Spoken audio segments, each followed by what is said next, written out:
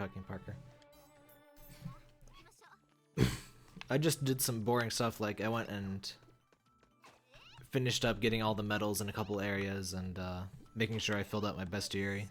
I haven't done any Parker story stuff yet.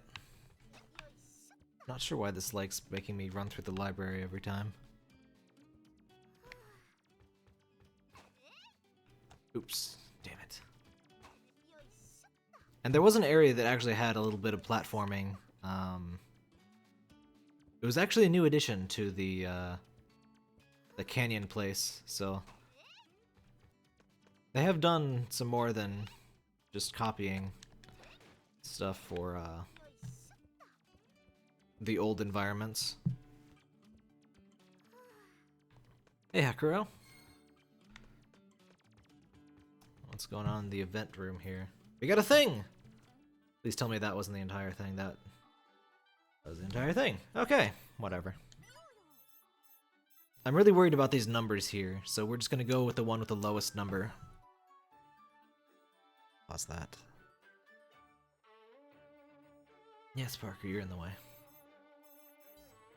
So I guess we're doing Dreamcast first. That's right, Parker. We have classes, but I'm not sure what the classes are exactly yet. I guess I'll translate those for the guide later. Which one do I go to, though?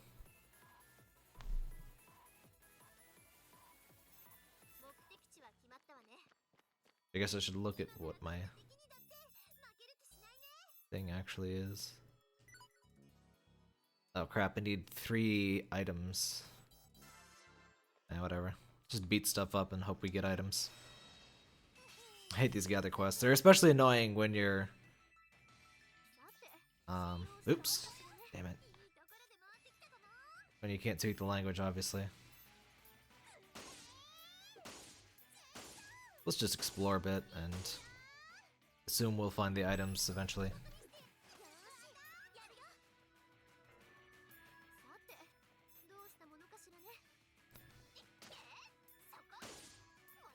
I also bought some new gear off screen. How much health do you have? Yeah, you're gonna need a full charge.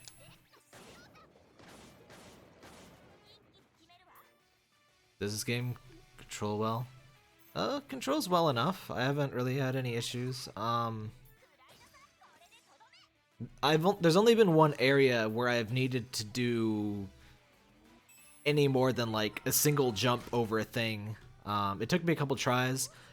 Sega, this was actually an issue in Victory 2. Sega stays on the ground for a few frames before her jump animation. IF does not. So I had some trouble with Sega, but I got through it just fine using IF. I'm not sure why they do it like that. I guess they probably just didn't really think about it as an issue. I don't know. But Blanc does that too in Victory 2.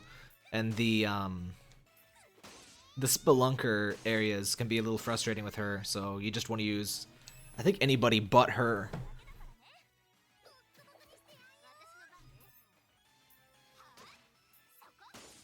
I really do like this, the change up for the battle system.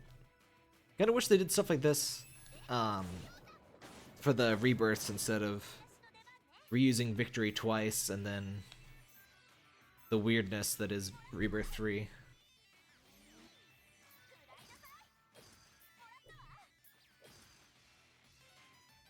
Also, I'm pretty sure the reason I can't pick the Neptune or Mega Drive as my main characters is because they're copies, I guess. Parker, sit down. Jumping in battle is just to let you pick up certain gems and stuff. We haven't actually encountered any yet. Well, I mean, we haven't encountered any in this video. And in the first video, you can see them. Oh. We got a thingy. I'm not sure I'll survive and, you know, show everything. Ah! It's weaker. How dare you. I bought some new equipment for everyone I could. I also found this game has life rings like the first 2 Rebirth games. So, and those are brokenly good in that game, and I can't imagine they're anything but brokenly good in this game. So I just went and got them for everything. Normally I do enjoy a challenge, but it's a little... I like my challenge in games that I can completely understand, so I don't mind if I have to do some off-screen grinding or, you know, use some slightly cheap tactics while I'm playing this in Japanese. Oh, here we go. This is what jumping for is in battle. It's like, this thing gives me some SP. I think that gives me fever. Can't reach it, though. There must be an item that lets you jump higher or something. Guess we can't do anything with you. I really like this combat system. Just anything to make it a little more interactive.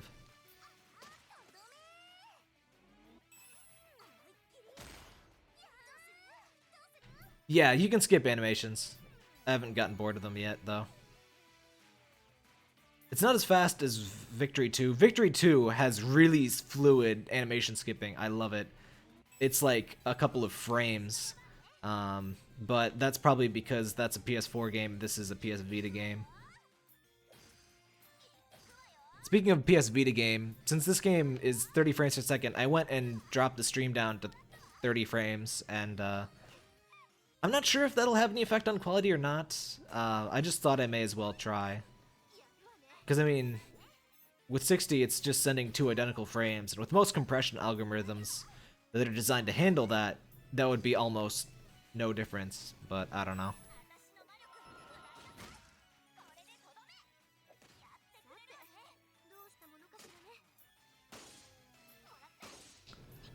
Animation skip is something that I think is really underrated, because... Oh, we got double Lily whatever. Lily combo, I guess? It's weird talking about a game where you don't know any of the official terms for stuff. Alright, you have high... Oh. These things are really supposed to attack with magic. I'm not sure who I have with magic. I feel sort of excessively conservative with magic in games like this where SP isn't easily restored. Yeah, sorry, I'm talking to... There's 2 different chats I got. Since I stream to Twitch and YouTube, there's somebody chatting in YouTube and somebody chatting in Twitch. I'll try to make it clear whatever I'm talking about, though. Because, I mean, I gotta do that for video on demand viewers anyway. This is a problem. How do items... Alright. Fortunately, I know... Yep, that's it. Fortunately, since I played Neptunia games before, I actually know the ordering of these items. So, like, it goes plain healing items,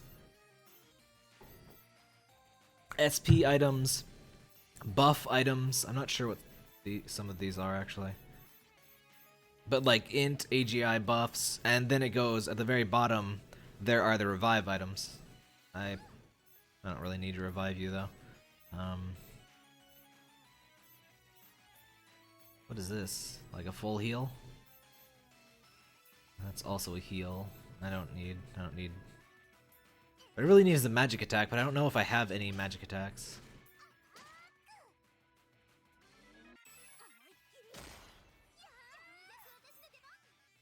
Unfortunately. I don't recall what I was talking about when I said that. There's pretty much no delay in chat that won't make me forget what I was talking about when you say something vague, honestly.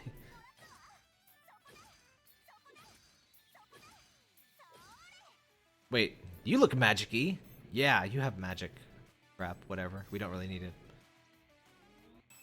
I wonder if some people have magic normal attacks? Like, that looked magic. That's the main benefit of Rom, Ram, and Plutia in the mainline games, is that they have their magic attack, or their normal attacks are magic, and pretty much everyone else has mostly physical. Unfortunately. I'm pretty sure I said fortunately, not unfortunately. I don't know. Maybe I forgot how to words. But yeah, if you're gonna import a game, I definitely recommend getting a game that you are familiar with, because, like, knowing the general... Oh crap, I forgot to heal IF. Don't hit IF. Stop! How many turns do you jerks get?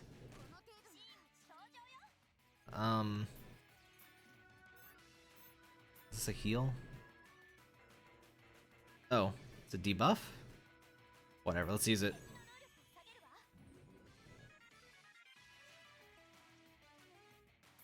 Did it paralyze them or something?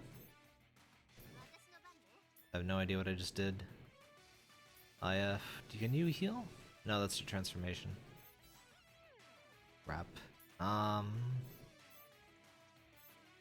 Let's just use one of these. This area seems slightly high level for me. Oh crap, I shouldn't have moved. Uh-oh. Do I have any area of effect stuff? Not really.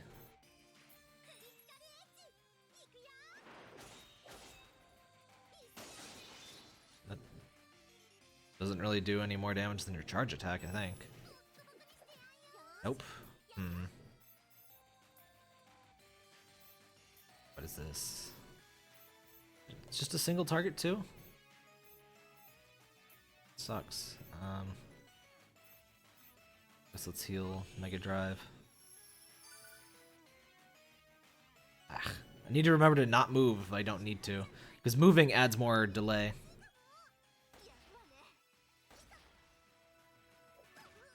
Okay, we should probably flee. Why do you have so many turns?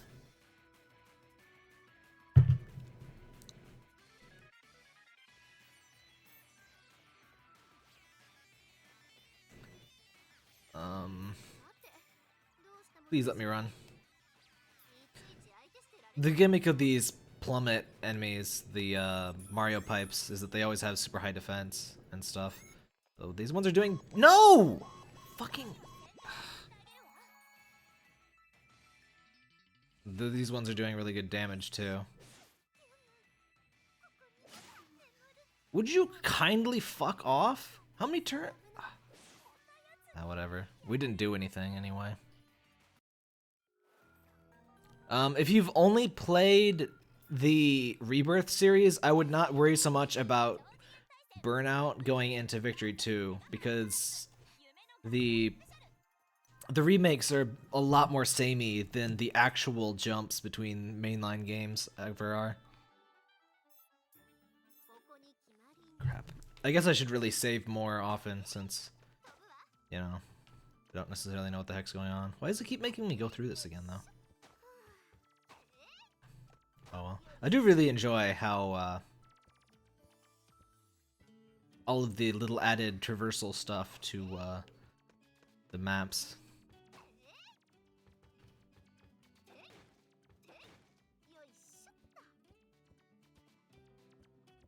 Though some of them are a bit excessively automated. Like when I'm gonna let go of the button. The crawling is completely automated. And the walls and the ropes are kind of sticky. Like if you're at a certain distance, you just auto cling to it. It's very easy to use, but it's a little fiddly. But I don't know. I would, if you're going between this game and Victory 2, I would probably just say go with Victory 2. Pretty sure it's a far meatier game than this game, even though it seems pretty solid for a side game. And I mean, they both have their differences from the standard Rebirth stuff. How many CGs? I've seen like 3 CGs, I think. It turns out, by the way, alright, let's save right now. And when I played Blanc game, I didn't see any CGs at all. It turns out there are CGs, but you have to pair up. You have to use the right character pair in the right level to activate the CGs. And not being able to read it, I had absolutely no idea of that sort of requirement or who would be relevant for any given episode. So if anyone does know those requirements, I would love to know that for my guide, but I'm not... I'm not really sure what the deal is with any of those. The heck weapon is that? Must be for someone. And this coin must be modeled after some Sega person, because there's a lot of weird face enemies that are references to different famous game developers and producers and whatever the heck. Like I said before, I'm not the biggest Sega nerd, so I don't necessarily recognize everything.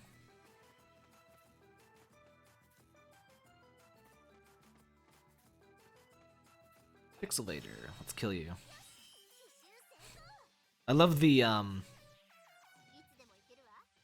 of my favorite enemies in these games are the Space Invaders and the Pac-Man ghosts. I don't even like Pac-Man too much, but it's definitely a classic. I do love Pac-Man Championship Edition DX. Ah, right, you're in... Well, that started doing damage for once. Yeah, they're strong against fire, and IF's thing is fire.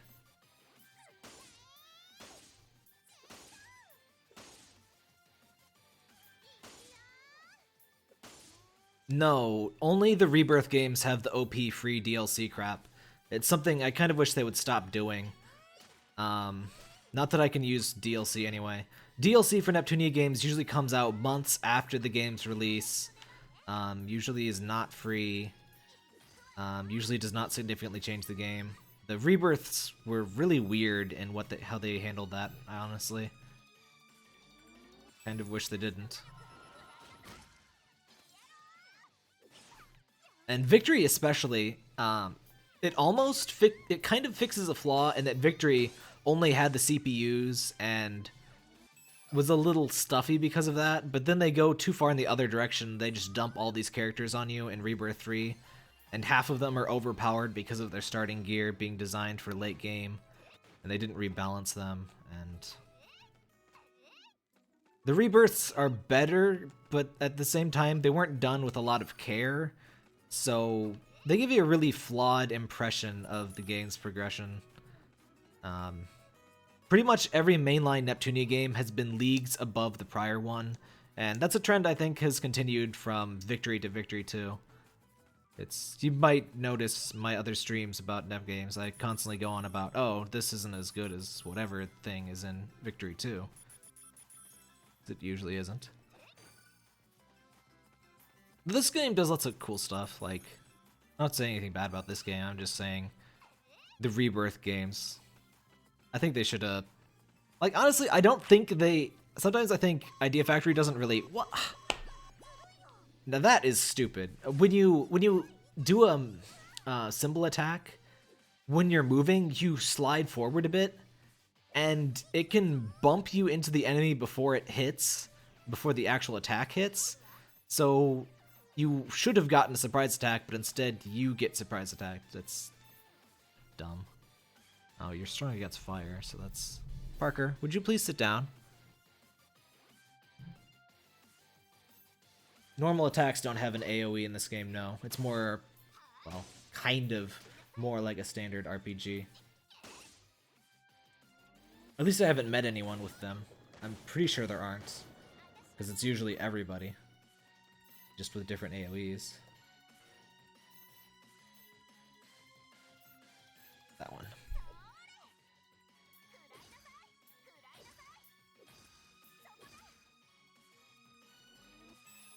Also, I'm still not entirely sure of the point of Fever. Other than, I'm pretty sure it does EXE drive stuff, which I don't think I've learned yet. Parker. You are seriously in the way. Aw, oh, come on. Oh, hey. Green thingy. Can't reach it. There we go. I guess I should kill the coin first, it's easier. Arg. Slightly annoying thing with how the combat system works, it will queue a second attack. So if you mash circle, you might lose track of how many attacks you're going to do in a row. It only queues one, though. Kind of weird. Parky. Sit. There you go. Good boy. The QBs are annoying because they heal things, so if there's something else you can kill first, you might just want to do that. But everything in this area seems pretty resistant.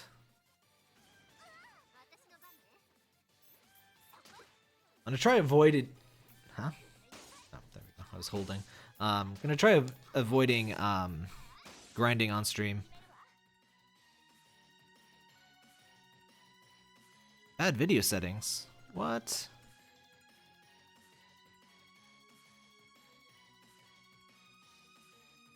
Hang on, that's not right.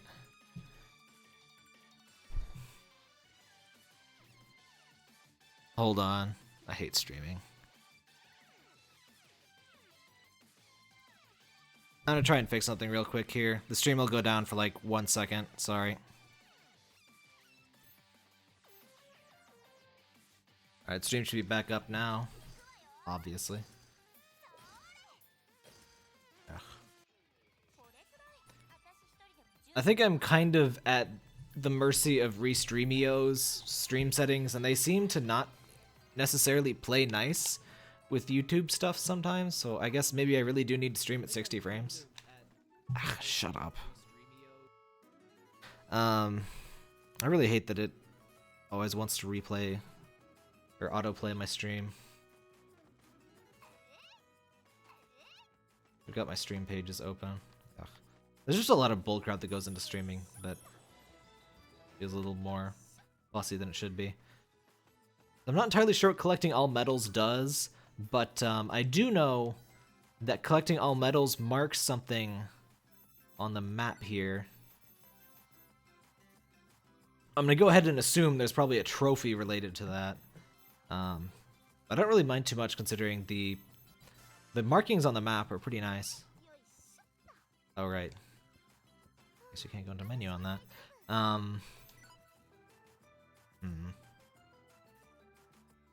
Okay, so it's a teapot and then a forest. What drops a teapot and then a forest?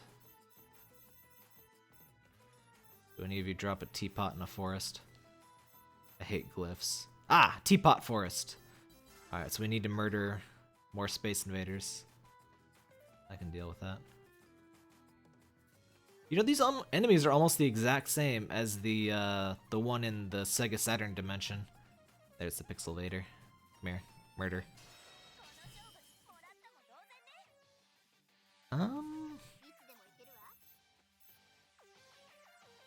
There's a lot of things, but I don't think I have any AoE that will actually be relevant. Because you're freaking fire type, and that... I guess as long as I can kill 2 of them.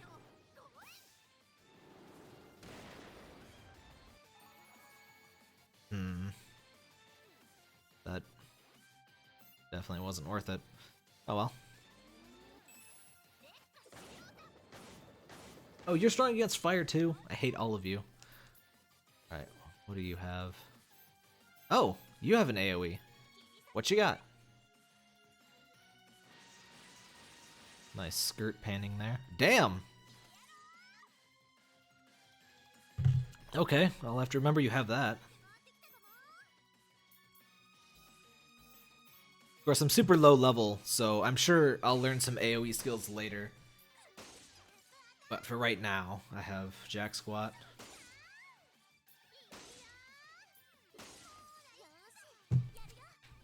Yoshi.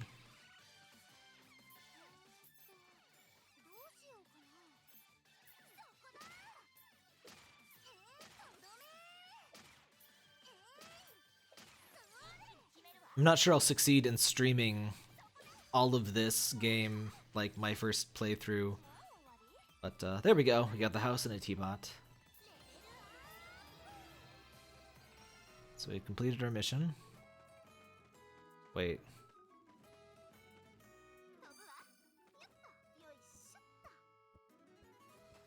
I still think there's a little bit of clipping in the, oh wait.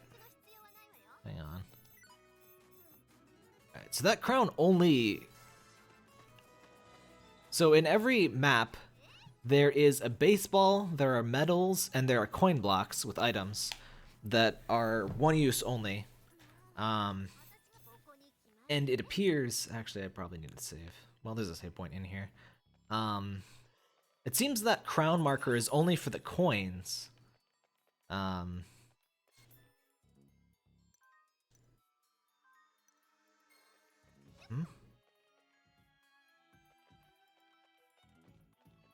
Oh, nice. They actually edited the layout of these. Wait. How do I get in there? I thought I must loop around, but maybe not. Oh, maybe there's a thing I climb. But I do like that they actually edited the layout of the things.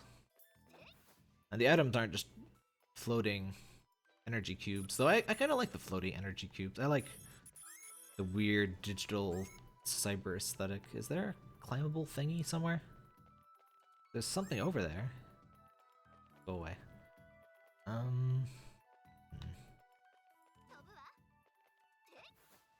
Okay, hold up. First thing we do is save.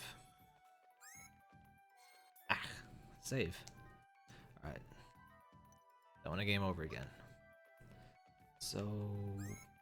Boop, boop, boop. There's definitely more things.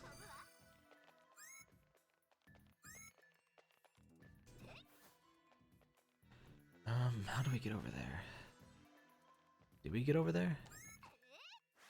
Ah. And you can start battles in midair, as you saw there. They're faster than me! What is this crap?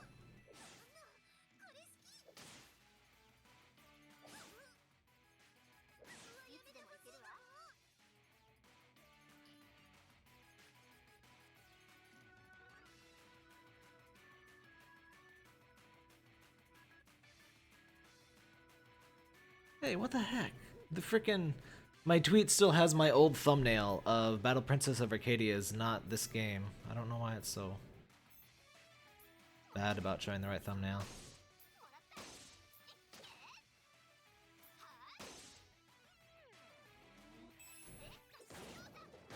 Oh, right.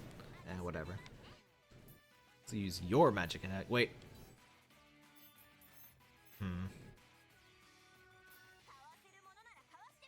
It seems the hard girls do not have transformations, though Sega Hatsune can transform into any of the hard girls for some reason. The last stream had that thumbnail too?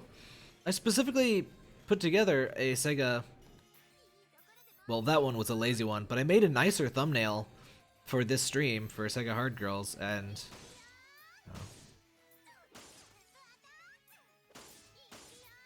I love the idea of being able to set an icon for the stream, but doesn't matter as much if it doesn't actually show it.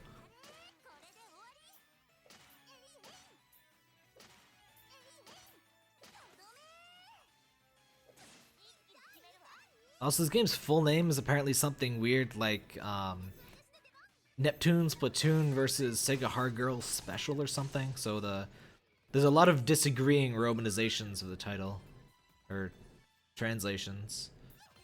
This is agreed on romanization, I think, but I have no idea what's accurate. How do I get in there?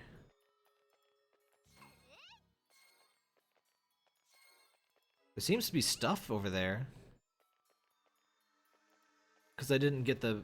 Like, there's enemies and stuff. Unless I can't get in there now, but... It's weird. Oh, whatever. We get you.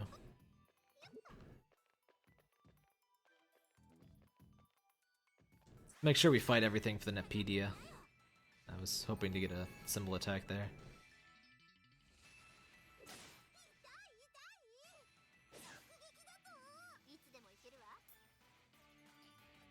It still shows the Battle Princess icon in the archive? I definitely set a thing specifically for... Ugh, whatever.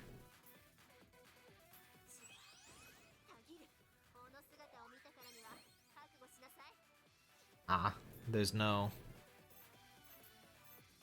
fancy magical girl transformation like in Victory 2.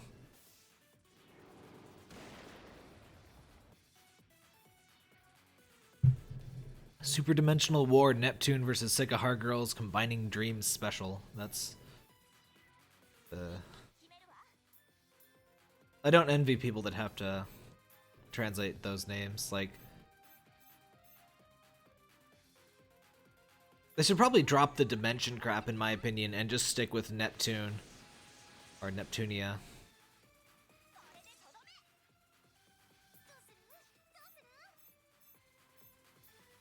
So it's funny, in Japan it's Neptune, not Neptunia. I prefer the English interpretation of that to slightly takes the emphasis off of Neptune. And Neptune's emphasis kind of excessive already.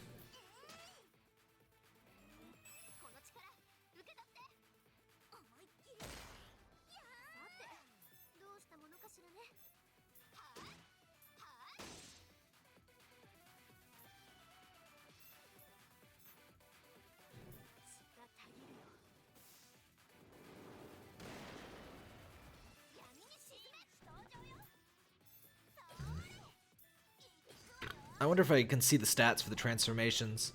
I felt so dumb. In Victory 2, you can actually see the stats for all of your transformations on the menu screen and the effects they have on your attacks. I didn't notice that until beating the game like 3 times.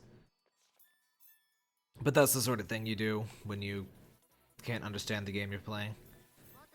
I also noticed Next Form. I did not expect this at all, but Next Form in Victory 2 actually greatly extends your area of effect in a lot of attacks.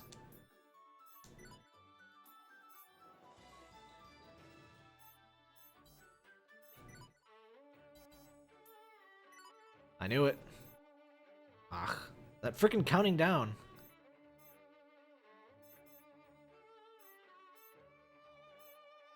Why are these ones super hard?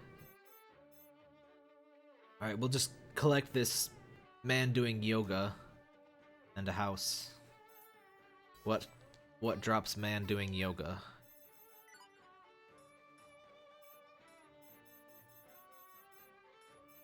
Anybody drop a man doing yoga? Ah, there we go. Oh, it's more plummets. Okay.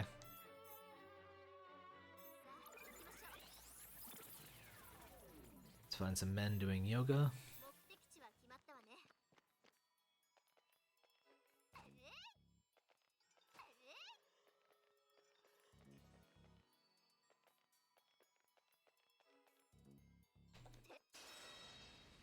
Yeah, you do the slide forward when you do an attack while moving, and it's really annoying and it's super unhelpful.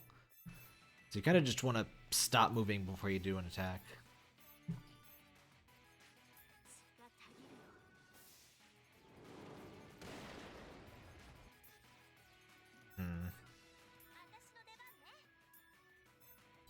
Oh, you're out of SP.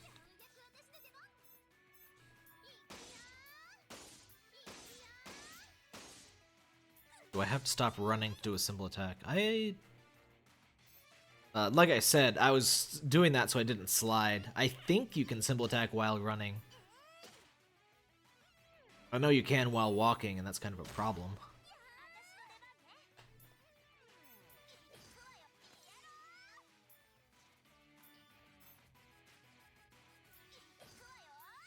Also, I really like how tactical it is that sometimes you want to stop. Like, you can do certain hits and you can manage your turn order so that you get in just a couple of hits and end your turn early, and then you get another turn right before your enemy.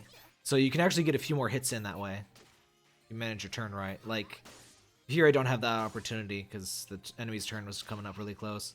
But I really love that sort of turn management stuff. That's one of my favorite aspects of Final Fantasy X. Even though a quick hit kind of ruins everything and is super overpowered.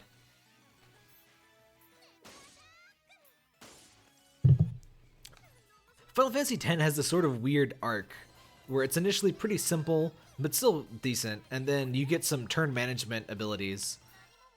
Did we finish the quest? We did. Why can't I go in? But then by the end, you just need to depend on certain overpowered strategies to beat any of the super bosses. What are you doing? Rubbing your face all over the mic. You like that? You like rubbing your nose against that? You're weird, Parky.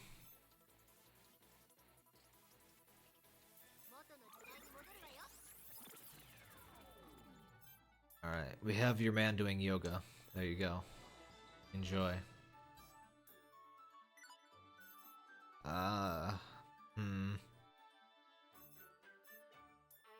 I guess I'm doing the Dreamcast stuff.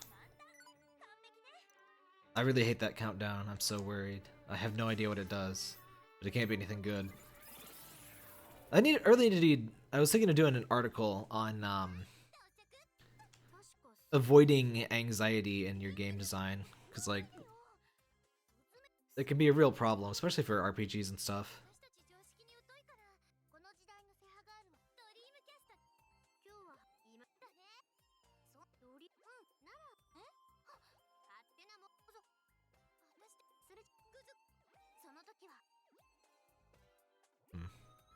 Stream health appears fine now, so I guess I should just leave my stream settings alone. The countdown has a really cool feature. Oh hey, new map. It's like dead Virtua Forest. Does appear to be dead Virtua Forest. That makes sense though because of the whole time travel crap. I found a weapon in some bushes. +1? Since when did...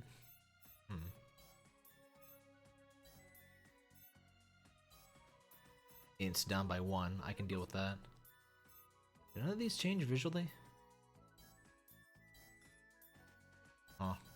Maybe because of the Sega hard girls have predefined weapons, they just didn't bother making any fancy stuff.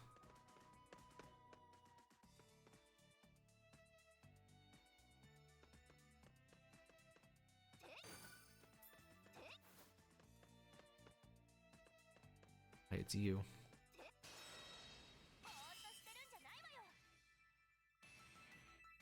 Not sure why she's doing the battle call out when she's neither the leader. Whoa.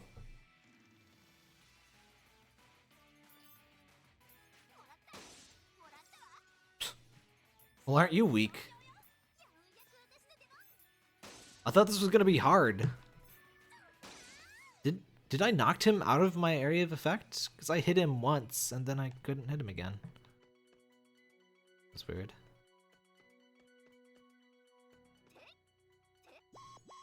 Oh, see, there's that stupid... That is so annoying. I guess it doesn't matter because they're...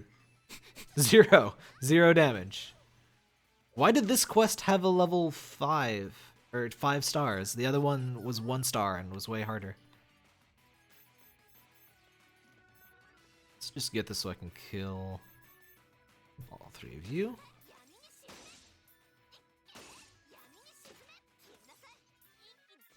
Yeah, I have no idea if the +1 is just part of the weapon's name or if somehow it was upgraded. I don't...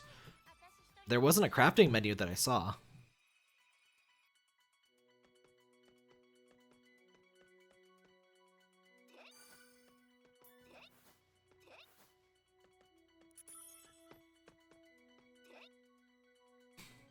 I like this map.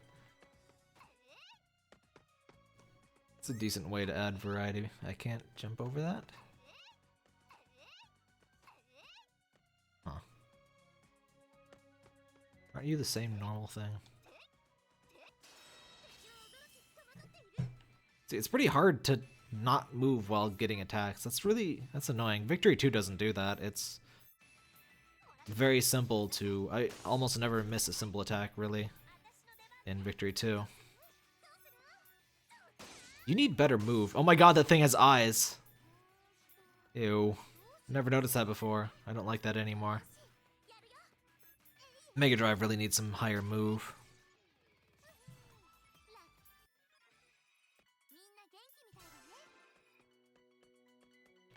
Wait, no, I want to cross the bridge. Aw. Or waterfall. Let's not fight that.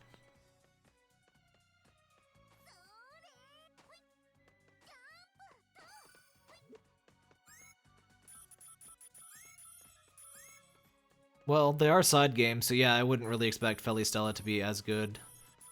Though, I think Felistella and... I'm not sure if Felistella and the main team like go back and forth, because there's some stuff in some of the remakes that might have been good to include in Victory 2 that I'm not sure how far along Victory 2 would have been done when they finished up the remakes.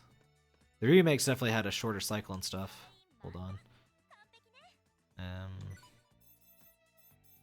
Just to be safe, let's give you some SP. Actually, no.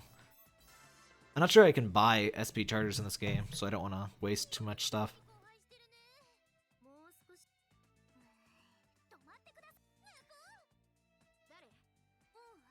I'm so glad they don't translate the Nepu crap. Hey, Dreamcast.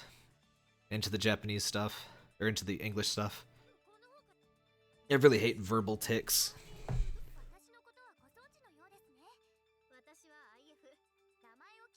Though they acquired Felistella now, so they may work more closely now. I don't know. I just kind of get the feeling they should really... They don't know how good of a thing they have sometimes, and they should probably take it a bit more seriously. Like, I know their budget can't be super great, but there's a lot of things that could just benefit from just a bit more QA and polish, you know, passes. Not necessarily like super mega AAA assets, just making sure certain bosses aren't a huge pain in the ass. Like, they really need to fix that crap in Rebirth 1. And I mean, there's like 3 bosses that need to nerf, and it would end like endless bitching. So I don't know why they don't do stuff like that. And then there's some stuff like quests that don't tell you where the hell to get the item that you need to complete the quest.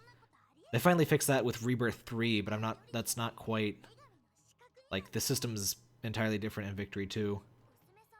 Though they kind of seem to have just realized that fetch quests suck, and so almost all of the quests in Victory 2 are monster killing.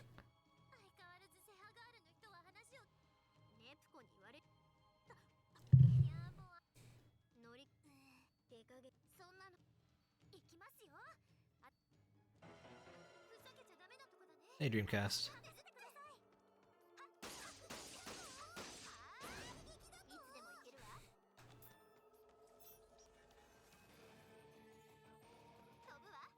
Wasn't that dramatic? I also think they should probably pump up the volume on the, I guess I should have built up Fever, whatever. Should probably bump up the volume on battle music tracks, because sometimes it can be pretty easy to ignore some really good music they have in some of these games. Well, in all of them, really. I think the music in this game so far has been worse than most other Neptunia stuff. But just in general. How much health do you have, Dreamcast?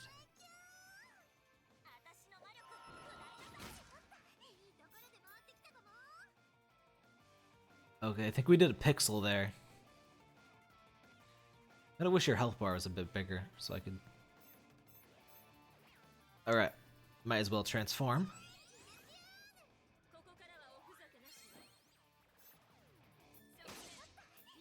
Okay, that's a bit better.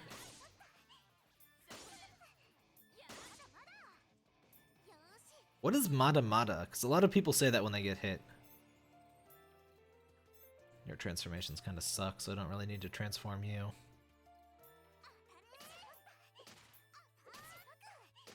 Let's just swarm her like violent bees.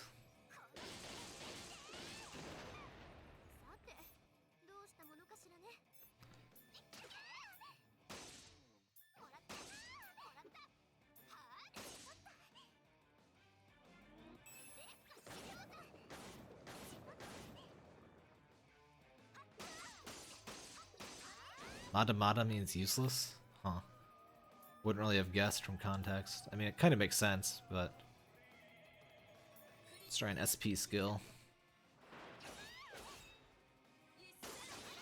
Not bad. Yoshi.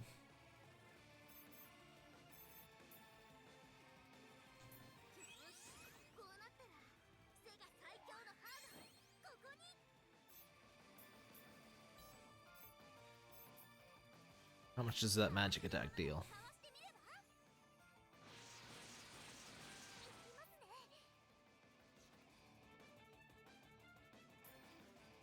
I wonder if Sega made them sign a no panty shots clause for the hard girls. Well, this isn't confusing at all. I really don't get why Sega Hatsune can transform into the other ones.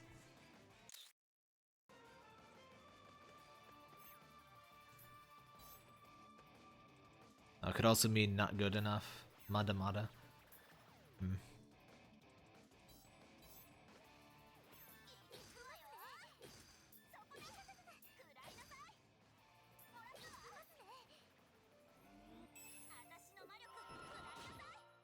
Miss? Come on.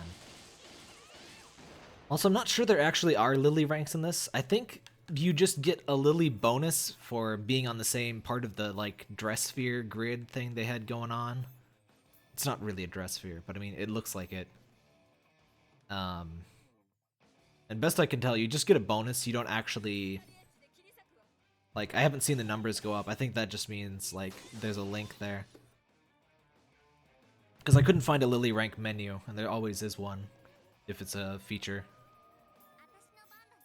I don't even know which one of you is which. Okay, you're Sega. What is this? What? I don't know what that is. But you have more SP, so I'll use you up. Actually, probably shouldn't have transformed her, because I could use it to heal.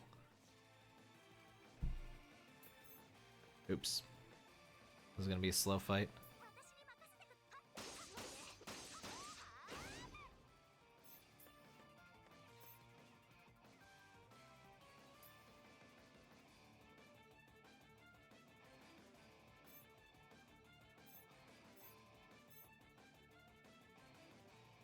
I guess this would be an appropriate time to transform into Super IF. Bad posture IF, go.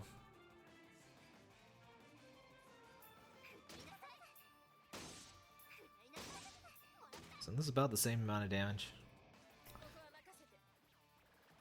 Oh well. It's so weird that transformations are mapped to a skill now. I mean, it's not super unreasonable, but that's definitely not how I'm used to things.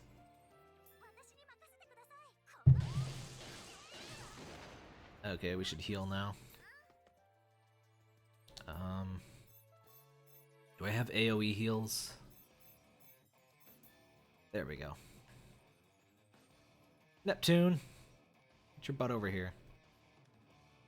Is that everybody? Damn it.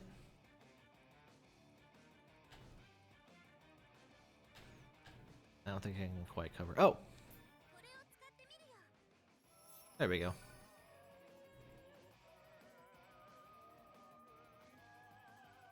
She does have a flame pattern. I'm pretty sure this is the only form of Super IF there is. Why do they put these things that I can't get?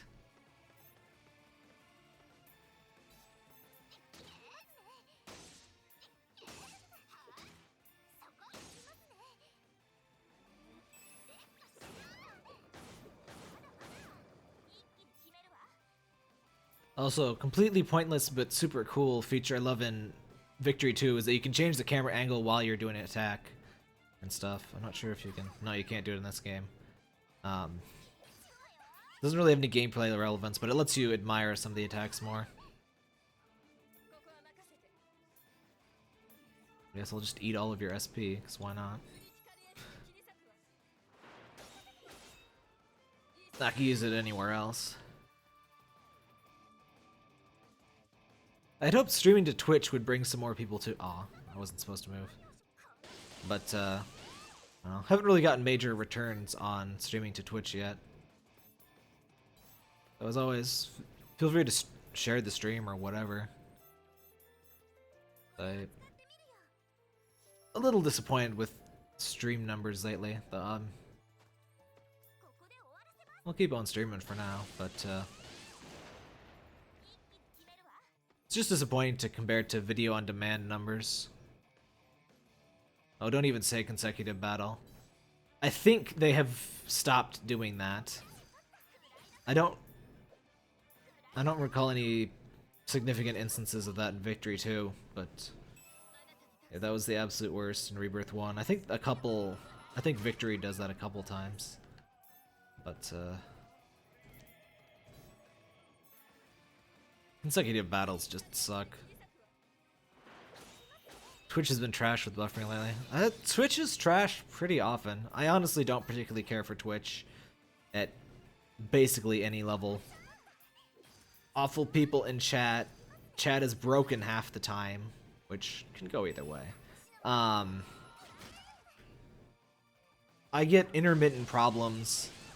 I think other people seem to have more trouble video-wise than I do with watching videos, but hey Kaylee. I don't really care for their corporate attitude either.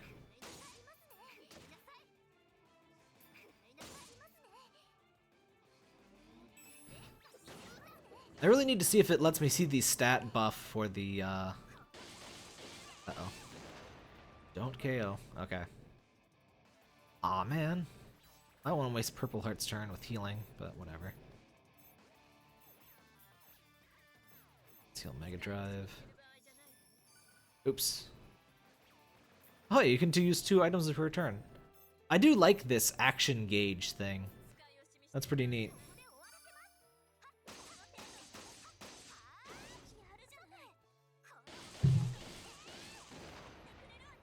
As long as I have a few active chatters, it doesn't really matter the actual stream amount, the actual amount of people watching. I just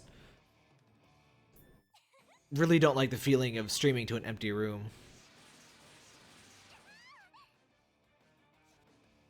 As for Let's Plays, I usually have a bunch of stuff.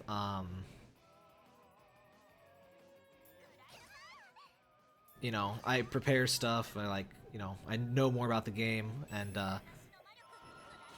but in chat, I kind of like, or in streams, I like to, you know, bounce stuff off of people, but it's just different. Oh yeah, the AP system. I completely forgot about the AP aspect of Mark II. I remember all about the SP stuff. But would you stop beating up Mega Drive? It's always Mega Drive, too. What did she ever do to you? It's like your freaking older sister. Stop that.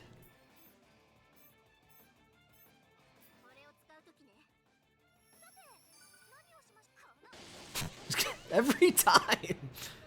I guess I should just make her block. Though she may just pick a different target if I do that. Leave Mega Drive alone! Oh wait, no, is that Saturn?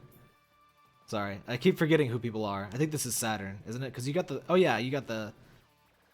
She's got the Saturn logo, so yeah. Then who's Mega Drive? Oh wait, is the blonde one Mega Drive?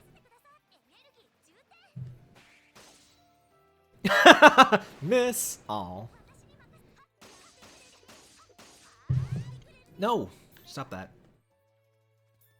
Let's heal Sega.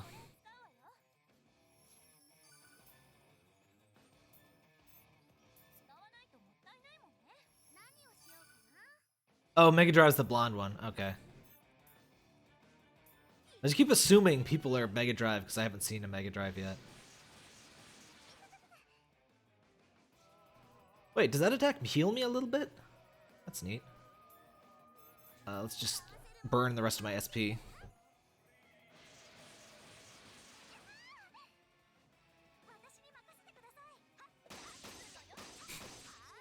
Quit beating up your older sister. Frickin', that's juvenile, you know that?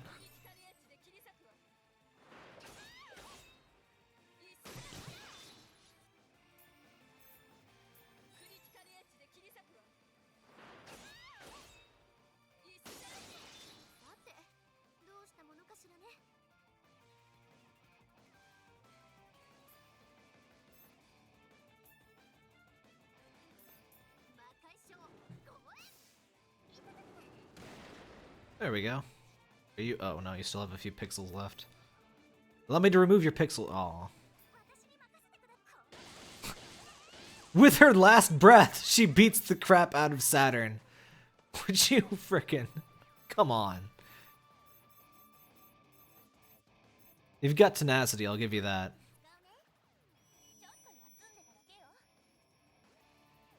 Can I... Alright. Hopefully this will take you down. It seems to be healing like 2% of what I take. How dare you have EXE drives and I don't? Would you freaking stop beating up Saturn? What is your deal?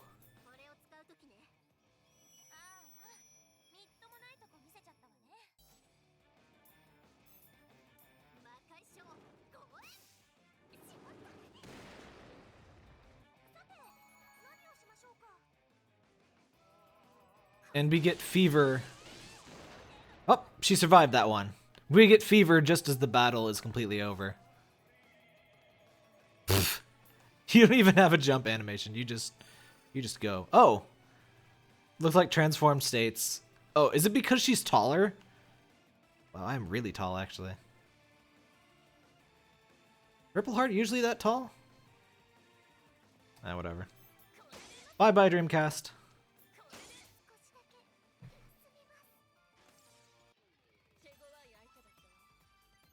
I guess she flies, so I mean... Because their movement animations are usually very simple while they're flying.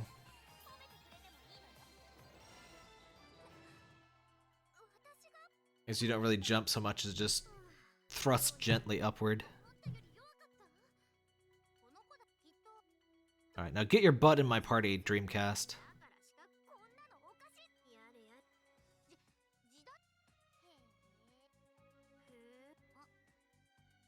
Stop doing those Pac-Man eyes. I forbid it. Dreamcast forbids it too. I like the 3 frickin' Dreamcast symbols here, just minor overboard. It's kind of funny that the Dreamcast seems kind of overboard compared to the other characters in terms of just put the controller right on her head, just the entire controller. To scale, because the Dreamcast controller is pretty much the size of a human head. That thing was ridiculous.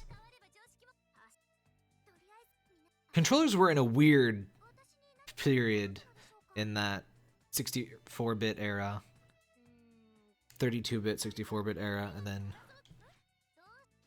the DualShock controller had the right idea going, but N64 and Dreamcast and Saturn were all pretty ridiculous.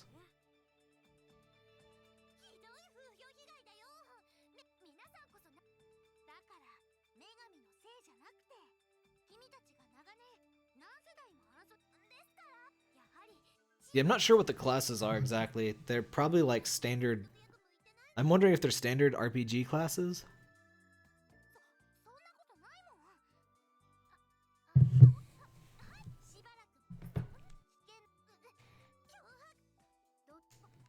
No idea what's going on. She joined our party, maybe, I hope. That's usually what that message means. I don't see you.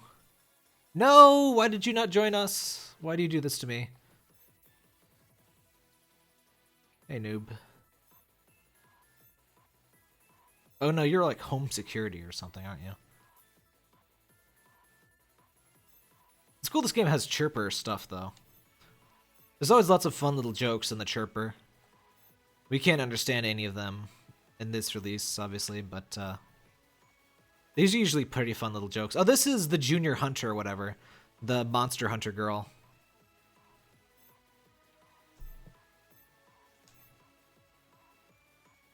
Just pretend they said something funny.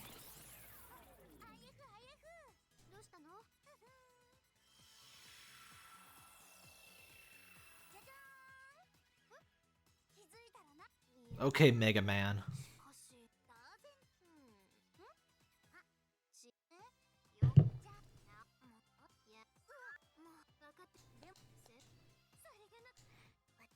I guess a big theme of this game must be like, what do you want to call that? Adaptability, because like Sega can turn into any of the other characters, and there's the class system. There's just a lot of different things you can do with each character, I guess. I only have like 1 or 2 classes per character so far.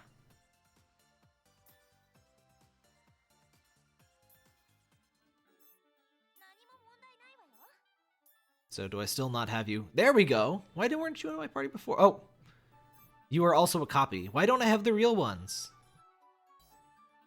Ugh.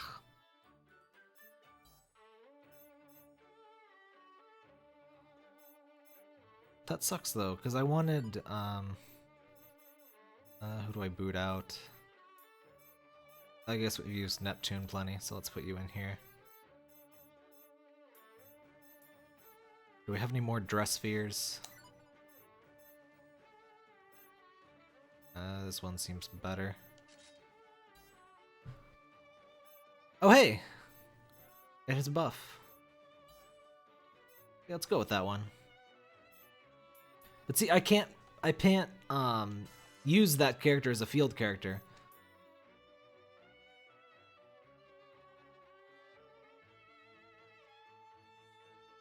You only get clones, so I can't use them as leader characters? That sucks, though.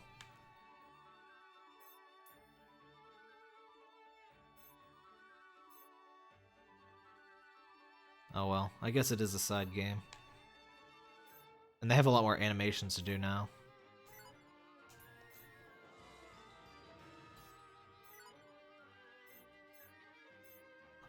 Let's go get Mega Drive so I stop calling the wrong person Mega Drive.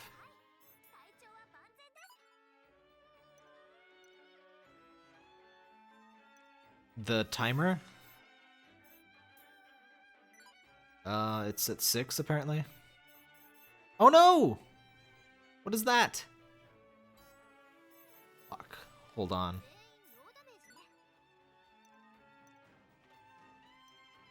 I already saved, but if I let go of this, do I lose a month?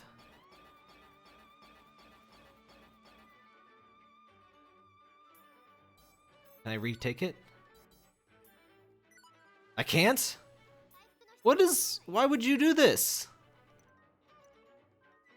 Why would you do that? That is so mean.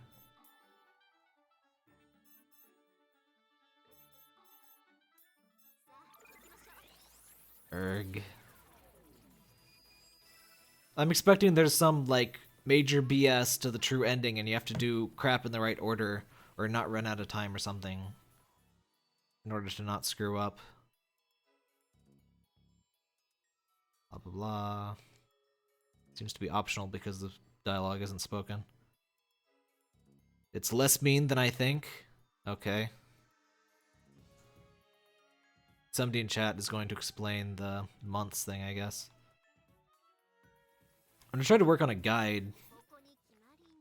Maybe not tonight, but, oh. You're new. It's so stupid that... Sorry, Parker got alarmed. It's so stupid that the game starts out with carbon copy Virtua Forest and crap.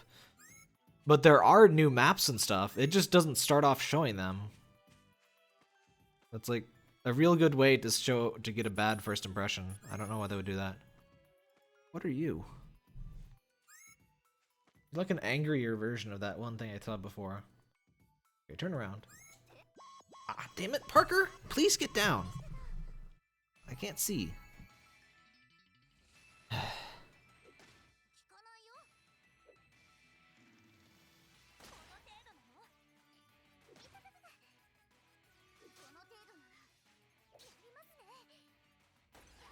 These things hurt. I assume I'm not supposed to be in here yet. I'm still gonna steal your items, though. You can't control me.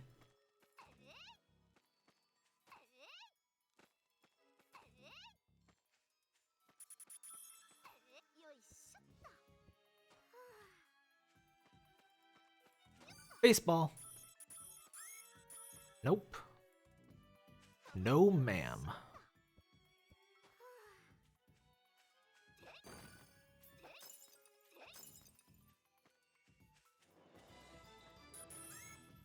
Run.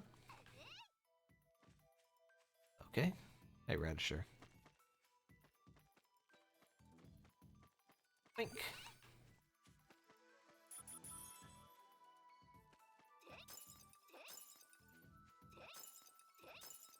I don't know why they don't do this more. This seems to be a modification of the old ruins thing that was in Victory. And it even has the things. These jerks. The freaking S&M bunnies from that Mugen Souls. The game that wishes it was Disgaea. Though I heard Mugen Souls Z is a lot better. I haven't played it though. I know the original isn't very good though. What we got for classes? Haven't learned any new ones, I guess. What's going on, Mrs. Whatever you are?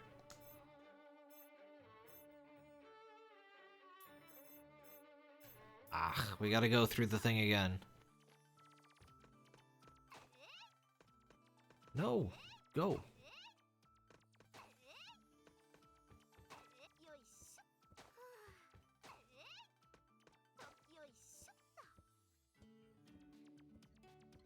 Is this like IF's daily routine to run through this incredibly overcomplicated library to get single items?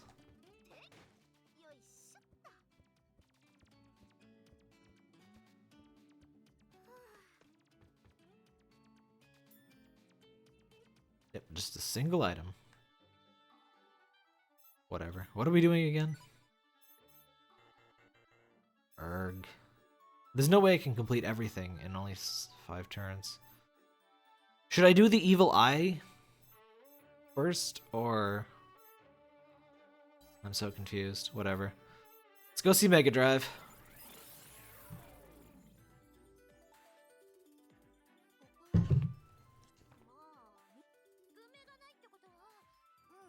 Oh my gosh, it's frick, what is that place called? It's like Marble Garden Zone or whatever.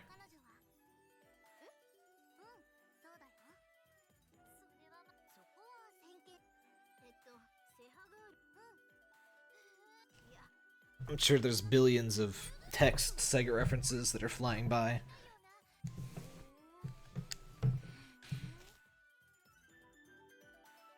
Just be confused and let stuff play out. Okay.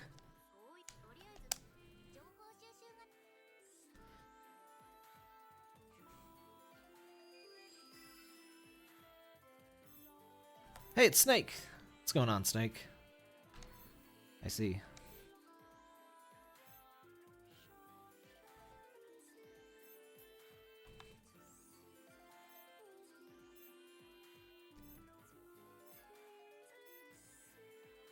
If this were Nintendo America, they definitely would have censored the penis blaster on the robot.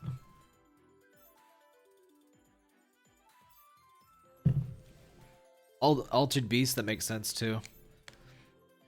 It's kind of weird how memorable Altered Beast is, considering it's very much not a good or long, or particularly impactful, that I recall, game.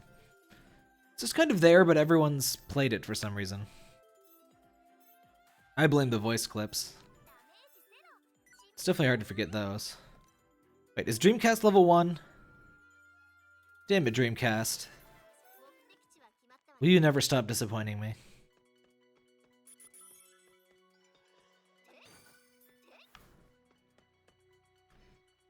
Let's beat this Dagu for the sake of Dreamcast. We don't need fever now, thanks.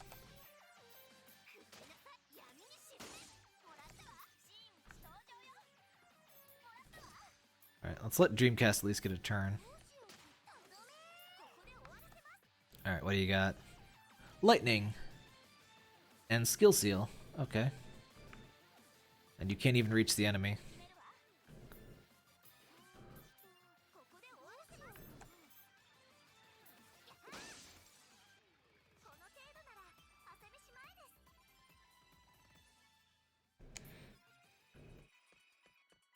Leveling isn't a problem in Victory 2 despite the lack of leaked experience. And you can just get idea chips that let you share experience. It's not really a big deal. Everyone seems to hate it, so I guess they should go back. But level grinding to 99 just consists of a single enemy you need to beat up like 3 times to hit 99. So, and you shouldn't need to grind at all in the normal gameplay, so I don't personally consider it a problem. If anything, the problem with Victory 2 is that it's not hard enough.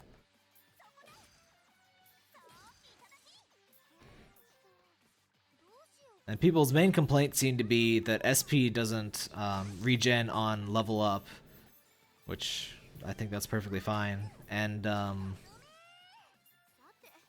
lack of EXP share.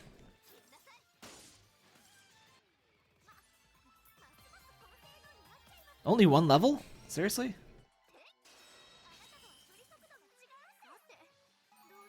If anything, Victory 2's main problem is that it's a bit too easy.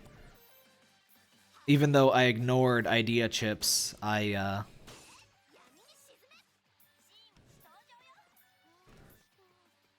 one time I wish this was the 90s and the localizers made the games harder.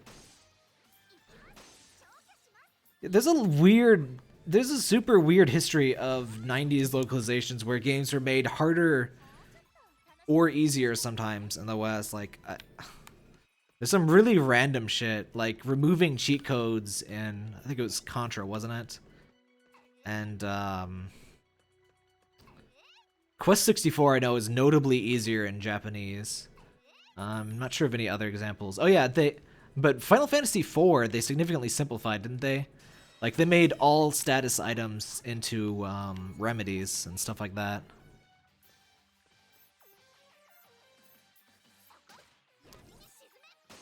I kind of wonder if they don't see the casual audience from mobile and then think they want to, like, they think casual is king, so they need to make their console games easy? I don't know. But then again, stuff can be too hard. Like, I don't really mind hard RPGs as long as it's not grind required hard. That's bad, but I still think it could have been harder in general and still not required grinding.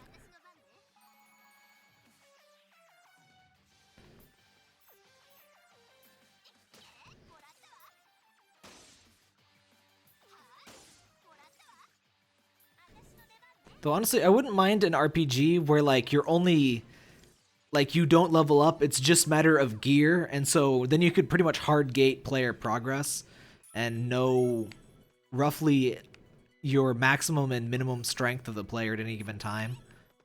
And like Undertale, basically, the entire game is designed around having you at level 1. Any leveling over that just makes the game easier, and the game doesn't really care. And that's fine.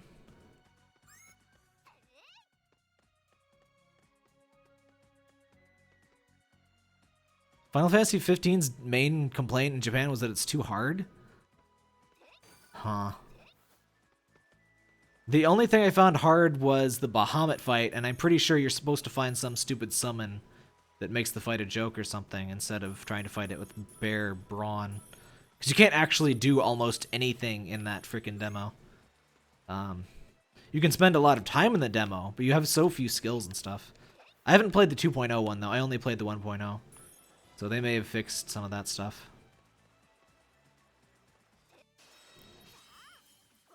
I guess I should have tested if there's experience all by putting somebody out. Though I haven't seen Neptune level up. So maybe it doesn't. I don't know.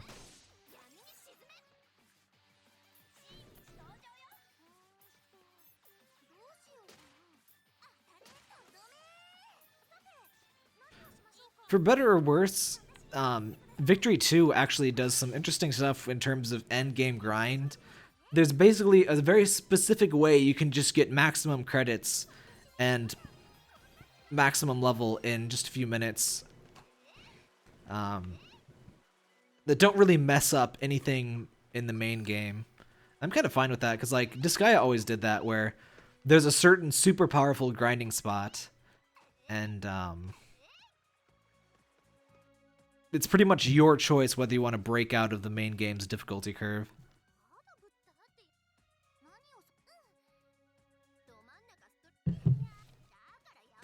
Though this guy kind of becomes an entirely different game once you start going over level 100 and stuff.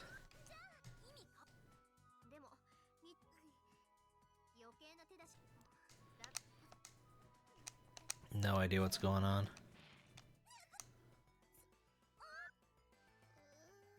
Oh, it's Plutia. What's up, Mary Sue?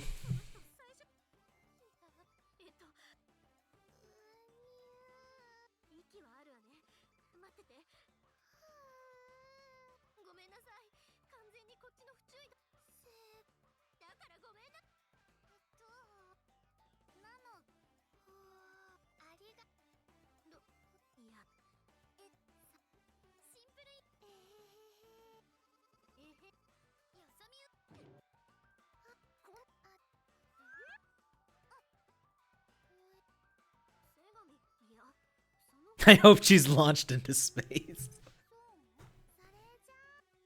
I didn't mind Plutia too much my first playthrough of Victory, but after going through the rest of the series, Victory's writing, especially for the CPUs, leaves a lot to be desired, and Plutia is very much a Mary Sue. The villain writing is great in that game, though. I really like Rai, Anani Death, pretty much everyone. Quar, the big guy. Crap, what is his name? Oh yeah, Copy Paste. Excellent name. The one... here's Mega Drive. Poor Mega Drive has to be paired up with Plutia. I guess we're just leaving them there. Whatever. Why is Snake in Mega Drive era? You had an 8-bit game, but I don't think you had anything around this era, did you? I never had an MSX, so I've never even seen an MSX, so I'm not really very familiar with the original Metal Gear stuff.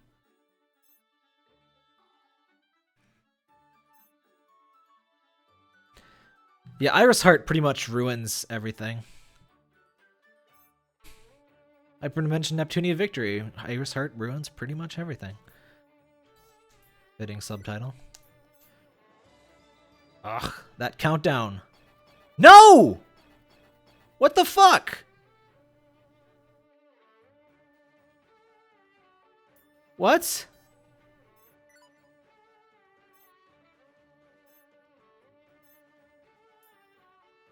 I guess let's finish up Dreamcast before it starts erasing other shit. Fuck.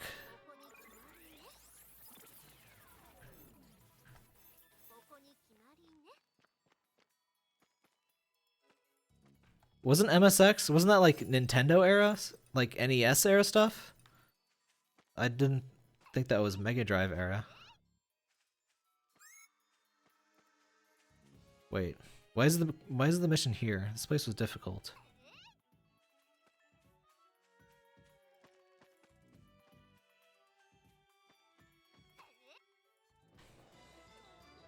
Hey, Uzume.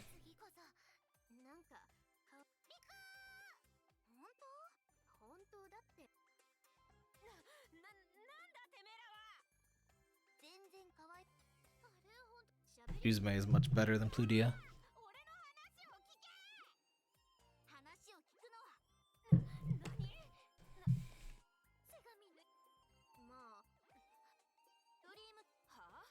I think we were supposed to do like one entire console at a time, but that fucking evil eye thing was not on the menu when I went in.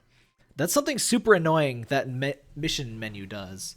You have to exit out of it and then go back in to get a mission that you just beat the prerequisite for. So if you pick a mission immediately, you might miss something. And then you can't erase the mission that you just got. I don't really know what they're getting at with that, but so far I am not a fan.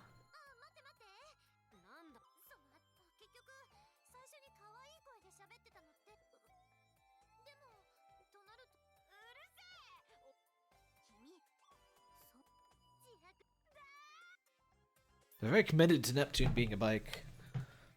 Not really sure what's going on there. Hey, cigarette dude.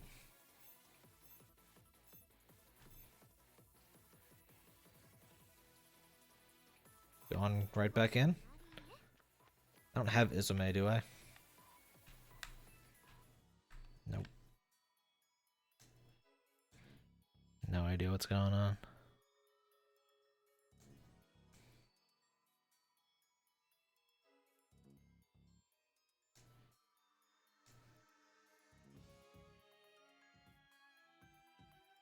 Oh, Metal Gear 2 came out on MSX 2 years after the Mega Drive came out? Eh. Sometimes I forget old consoles were still relevant for years after the next one's release. But I'm a bit foggy on the chronology of most things pre PlayStation 1, because I got them kind of later. Basically, they're giving you choices of quests, and the ones you don't do are just gone, but I'll be able to do them later for reasons. Okay? As long as there's some sort of, like, post-game where I can do everything, that's fine with me. It's one thing I liked in Victory finally realized there's a need for post-game in the Neptunia games, and I think you only get it in True Ending Path, but you still do get it, and it's very nice. I still haven't gotten the true ending in Victory 2. I need to do that. I'm not sure I'll stream that or not. It'll mostly just be me skipping through dialogue until I actually get to the ending. And then, of course, will be major spoilers once I am at the ending. No! 2! How could you do this to me? Who's translating for me? Nobody's translating for me. I'm just derping around. Oh, crap. I already have this one done, so sure. They still went down! Why would you do this? Okay. I want to finish up Dreamcast. We'll get Uzume. I hope we don't miss the other characters.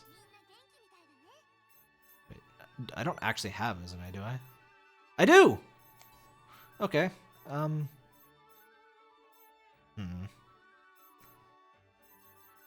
It's one problem with these games. They kind of need, like, 10 people in your party or something. Because there's, like, so many good characters and there's no way to use all of them consistently.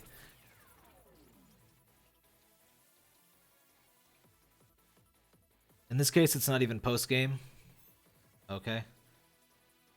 I'll trust you that it's not as annoying as I think it is. But I mean, I've had to replay fucking Mark II, like, I think I had to redo it like 5 or 6 cycles to get everything in Rebirth 2, and I did it almost that many times in the original.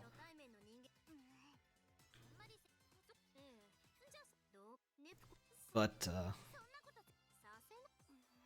and one good thing, due to the dialogue skip and the animation skip, replaying these games for the story is very quick, fortunately.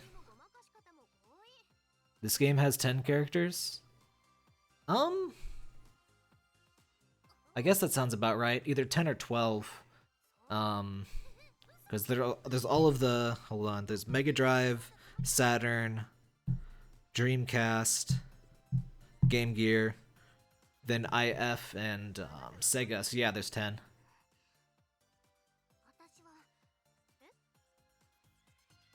I think what they should have done with Rebirth 2, what they should have done is, if your friendship with the human, with whatever character, like, okay, so what Rebirth 2 has is there's a normal ending, and there's like, I think 5 different extensions to that normal ending, and they all count as different endings. And you have to have Lily rank with certain characters and shares in certain places and shit. What they should have done is have a certain condition for each one, and then you get the normal ending plus every addition that you qualify for. So you could theoretically do it in one run as long as you meet all the qualifications. Instead, they just left that completely alone and added one even more annoying Lily rank bullshit ending that is like basically the conquest and true endings scraped together into one. Yeah, this is a Vita TV. So the image quality is a little blurrier than you'd get out of a Vita, unfortunately, but this is by far the easiest way to record. Thanks for stopping in, by the way. I don't believe I've seen you in the stream before. I guess I'm done.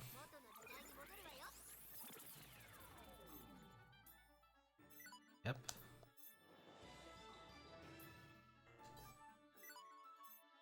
Berg. We're definitely gonna lose Game Gear. But I already started, I guess I already started Mega Drive, so I gotta keep going at it. But I guess I'll trust you that we aren't really missing anything. I guess we're already doing time travel crap, so... A master save. Oh, that's a good idea. Somebody in chat said they need to add a master save or something so gallery unlocks remain between save files. That is another annoying thing with how Mark II and Rebirth 2 handle the endings. The best way to get all of the endings is to make a save file. Oh, your panda. Oh, hey Mia Moo. I don't think I've seen you on my streams before.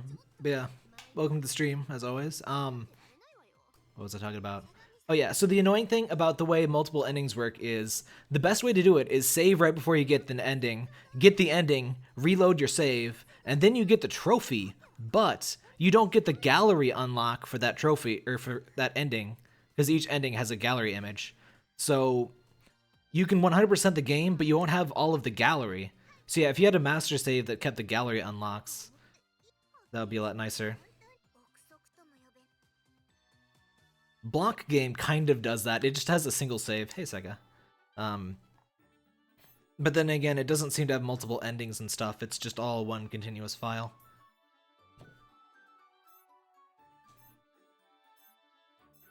So there is a lot of great stuff Victory 2 does. I guess if I do a stream on Victory 2, I can blab more about all of the specifics of that. Did I finish you? No, there's more things! What are these? I don't have time for these. I don't have time for anything. This game is surprisingly stressful. Hello, Sharon. Sharu-jan? I'm not great with names. Should be saving more. I don't usually save super often, but since I don't entirely understand the game, I may rush into trouble with— Oh! Speaking of rushing into trouble, hello. Uh-oh, you're faster than me. And his being faster than you is always a bad sign. I'm gonna really try and avoid grinding on stream. I'll try to do all of my equipment and stuff off stream, because that's— nobody will mind missing that, I'm sure.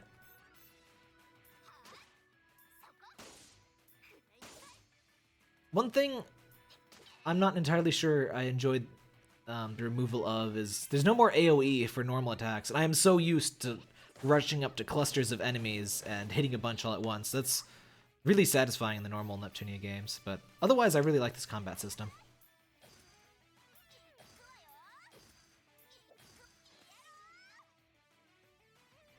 Let's just kill the cubies. They're a big pain if we leave them alive.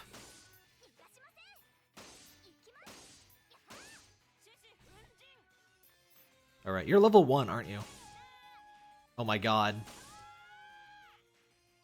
This is— crap. I guess I should have ground her before using her. Oh my god. No! Crap, I need to switch you out for Neptune or something. Just call you Jade? Okay. Well, I have you on Skype, and then I stopped using Skype. Skype's just kind of a pain. What? Okay. Rude. Better. Oh wait, QB's still alive, so they can survive that. Let's just kill it. Sorry. I need to try not to yell.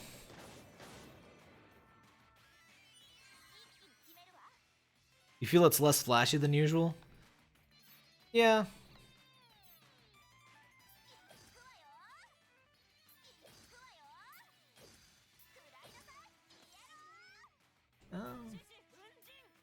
Okay, can I swap you? I don't think I can. I don't see any options for that. Oh, you're making fun of Uzume, not me. Yeah, her attacks can be slightly annoying because I could kind of deal without the screech, the headphone screech at the end of her attacks. You kind of get used to it. But though it's kind of funny that her attack is that a reference to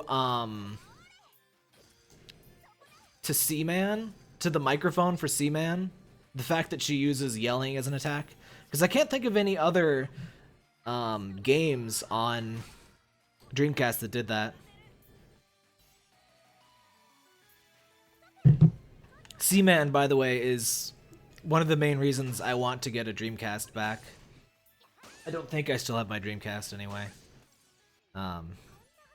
I gave away too many of my retro consoles. Level 1 to 6. Okay, hold on. I can at least get better gear for Uzume.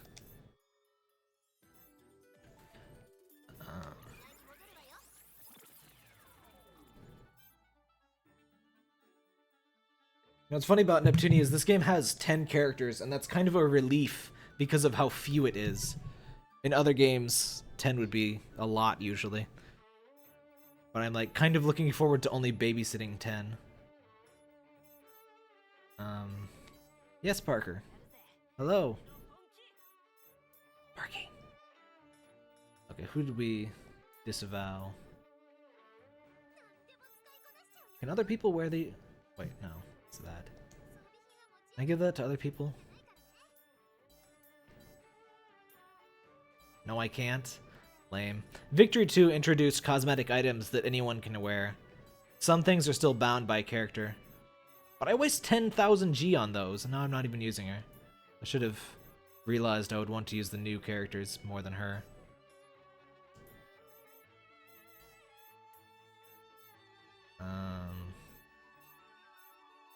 Just give you that. Uzume, you can have that. And health rings, or life rings, are back. So, those were like ridiculously OP in the first couple of Neptunia games. Because they give you like way more health. At least early game, they like double your health. The mic was used... Oh, the mic for the Dreamcast was used for like 7 games, most of which never leave Japan. Yeah, it probably is the Seaman reference.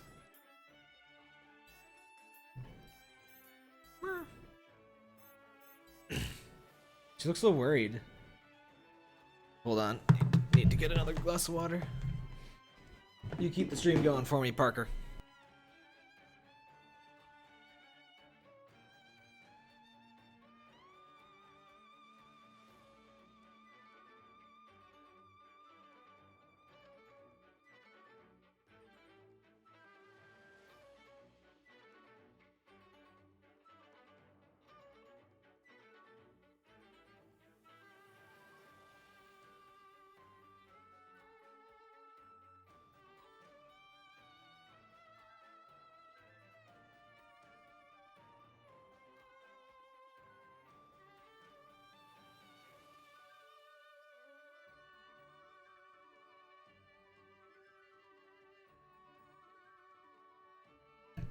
Parker's my cat, by the way. I forget sometimes people don't know that. Okay. So actually, Sega doesn't need the best gear. I can give that to... I think you have the best gear in Dreamcast. Yes, that one.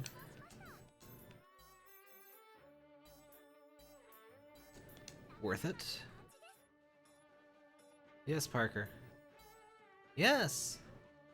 Parky! What do you want? Hello? What do you want, Parky? What you screaming at me for?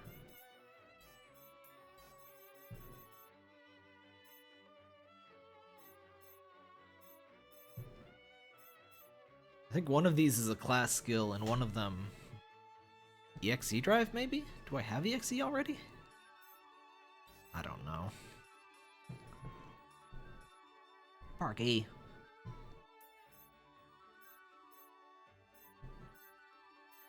Vit, tech. Yeah, vitality is more important.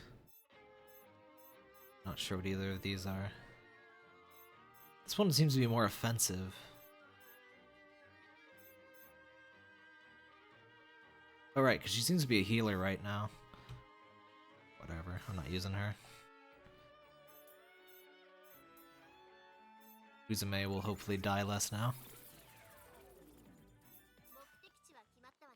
How do I feel about them making these games so close to each other? Honestly, they're not super close to each other other than Blanc game and this game obviously came out pretty close. And another thing is, I'm pretty sure Tamsoft does the they did the Neptunia U, the Senran Kagura style stuff, and then Feli Stella does this one, but this release window is definitely shorter than usual.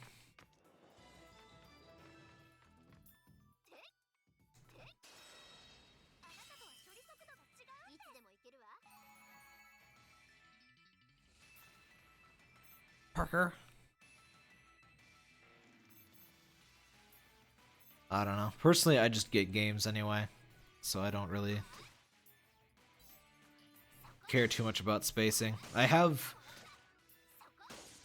kept myself from playing Disgaea 5 just because I want to finish a bunch of other stuff first. How can you miss the giant volcano bug?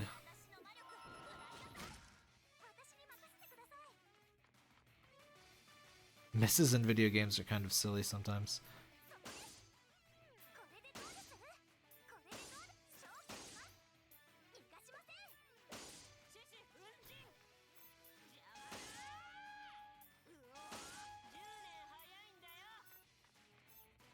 See, you're not useless anymore.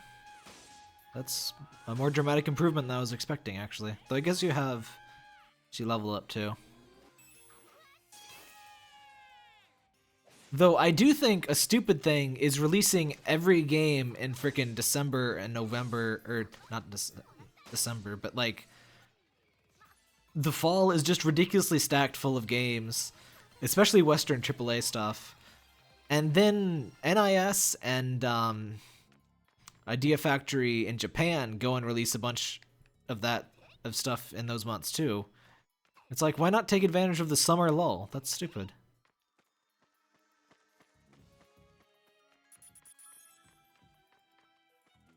Yeah, October was ridiculous.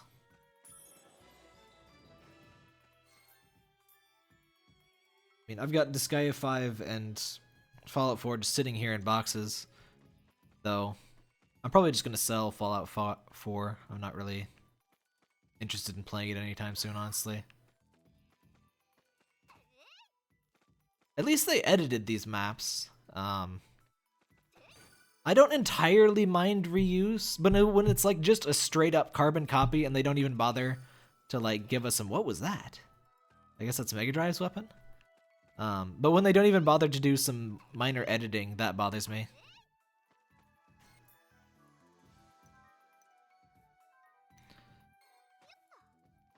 Oh, is there a ton of stuff in January? Sounds about right. I really hope Neptunia Victory 2 picks a nice empty release date for the West. January would not be good.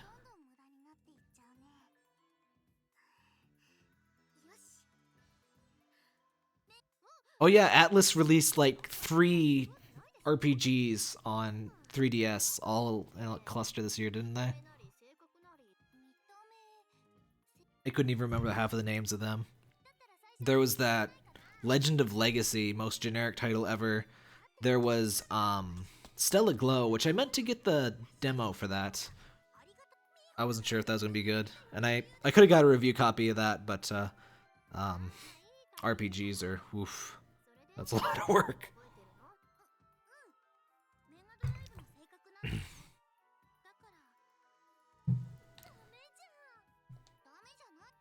I thought Still Aglow was out, or is that just the demo? I was meaning to get the demo, but honestly, I need to finish up Senran Kagura 2. I was supposed to do a review on that and ended up not doing it just because playing on the 3DS is kind of a pain, and I couldn't really get into the game itself.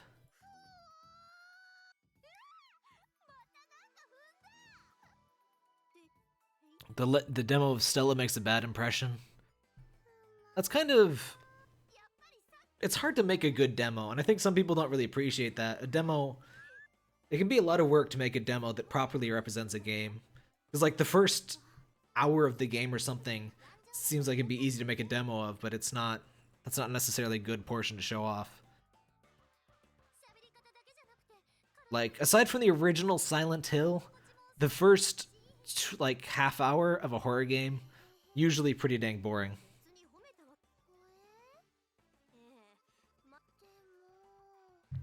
And Silent Hill still doesn't really ramp up. It just has that really good, weird pipe maze thing where you're trying to find Cheryl. That's pretty great.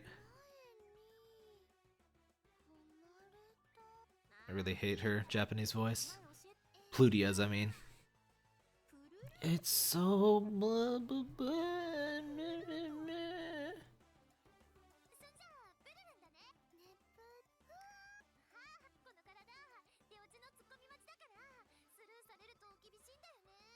Yeah, a vertical slice is pretty often a better idea, especially for an RPG. You should really dump a full party of characters with abilities somewhere that's like a reasonable challenge.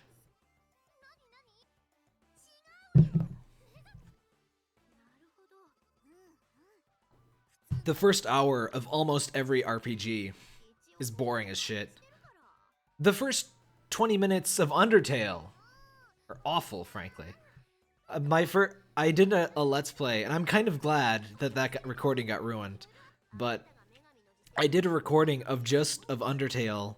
I was gonna do an upload instead of a stream, and I was so bored with the freaking tutorial, and tutorial is not very endearing until the end of that, and I hadn't gotten to that point, so I was just super bored with the game the entire video, and I was like just barely starting to see some of the interesting stuff.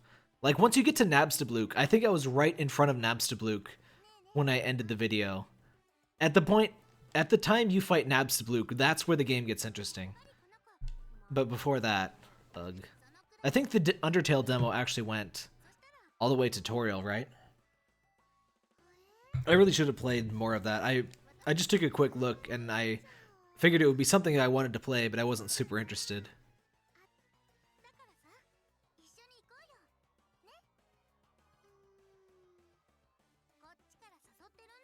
Honestly, with the up-down keyboard trick, grinding for random encounters in Undertale was not half as bad as I thought.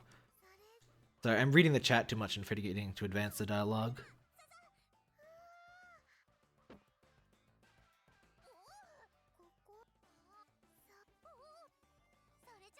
Huh. They released the demo after the game, so I never checked out the Neptunia victory demo. I think Plutia just had sex with that bike.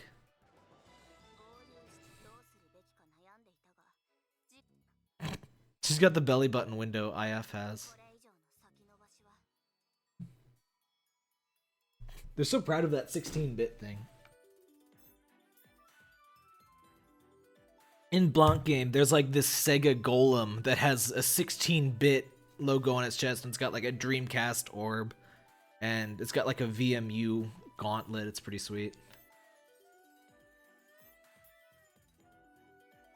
They seem to not have any... The character that I assume is for Xbox in that game, I don't see any references on it except for the Red Ring of Death. It doesn't really... It's not very interesting compared to the others. The PlayStation bird took me a minute to figure out the references, but it's pretty neat.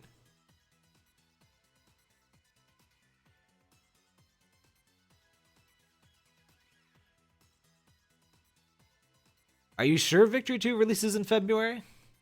That wouldn't be a good idea in my opinion, because yeah, there's a ton of games.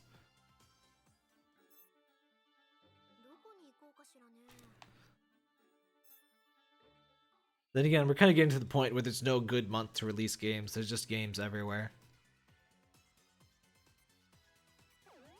Meanwhile, people complain about not having games because, I don't know, they're idiots. I think they did a pretty good job with Chica with drawing references from Xbox. Though, yeah, it definitely has less iconic stuff than Nintendo and PlayStation. But still, I would expect a bit more than just the Red Ring of Death. Because when I saw that, I knew it was a Xbox reference, but I figured there'd be a more of it, because there's usually like multiple references on a big boss like that. Because the Sega one's sort of an amalgamation of several generations of Oh! The red eye means it's gonna run out. I guess we gotta do Dreamcast. Wait, did we get those idiots in our party or not? We got Plutia, but not Dreamcast. Or not, Mega Drive. Feels weird saying Mega Drive still.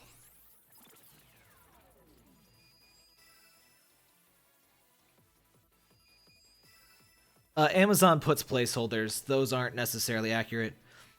If an Amazon date is at the end of a month, never trust it. That's just a guess. See ya. Yeah, the latest I have from Iffy just says early next year. I'm still kind of stressing about the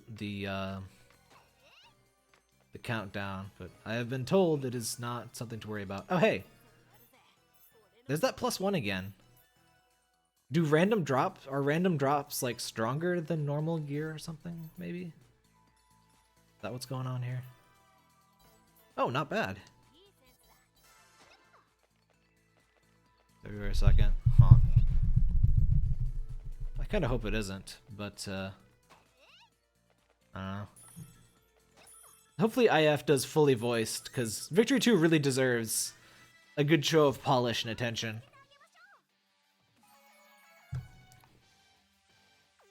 The base game is really good.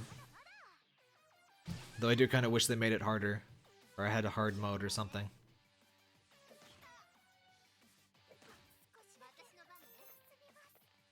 Dang it, Dreamcast.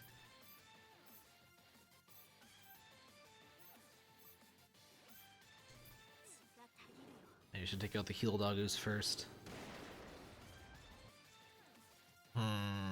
That's not good.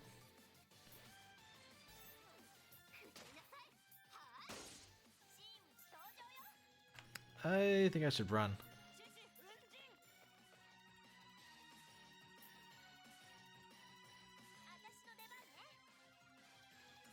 Yeah, I don't really get why they... Run, you idiots! I don't really get why they seem to have half-assed Rebirth 3. Because Victory was definitely the game with the most polish originally. It's just super weird that it... No!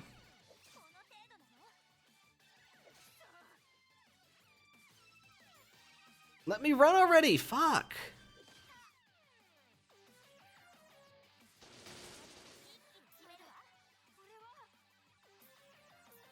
What is with the frickin'... Why is this suddenly super hard?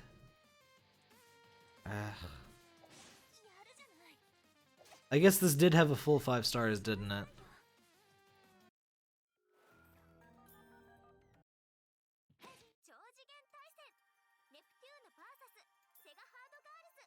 Oh, whatever. How long ago was that?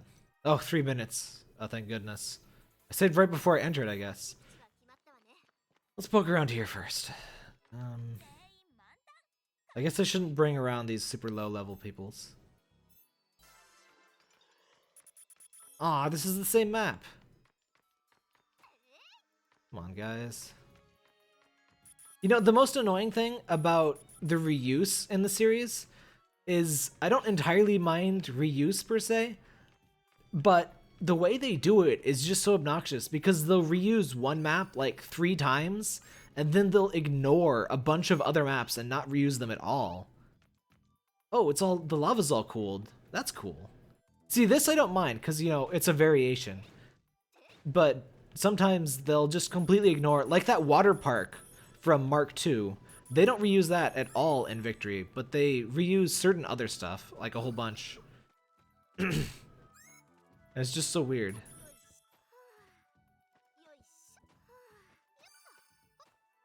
I really do like the climbing and stuff.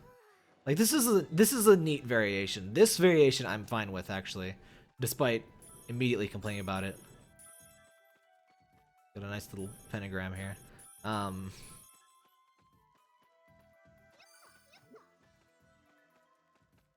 Oh, make sure we get all these.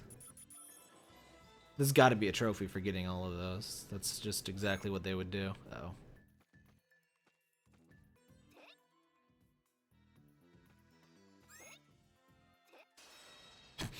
I like how it got alerted, but then it's like, nah. I'm just gonna sit right here. I'm fine. This is fine.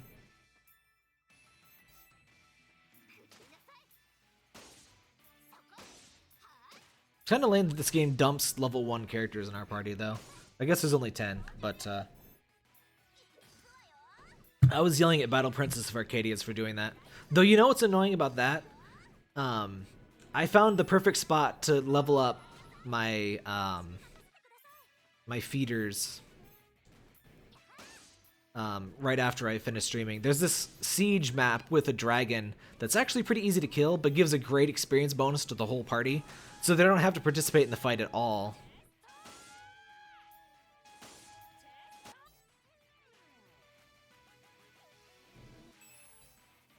Though no matter how annoying a character is, you can always skip their animation, which is neat. Though seriously, Victory is skipping. It is so much faster, and it sounds minor, but it is so much nicer. Because it's pretty much actually instant. It's the difference between instant and almost instant can be really significant when you're seeing an action performed like a billion times. So it's actually really, really nice.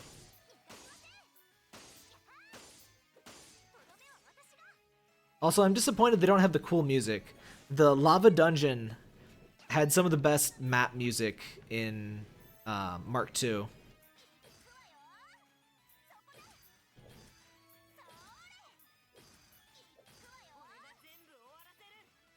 I guess I need to grind up SP after beating up Dreamcast too.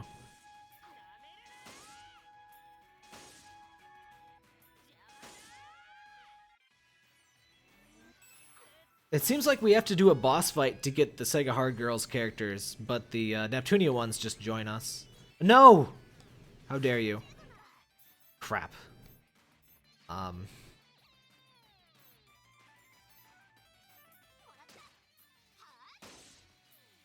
Why did you attack one first then the other?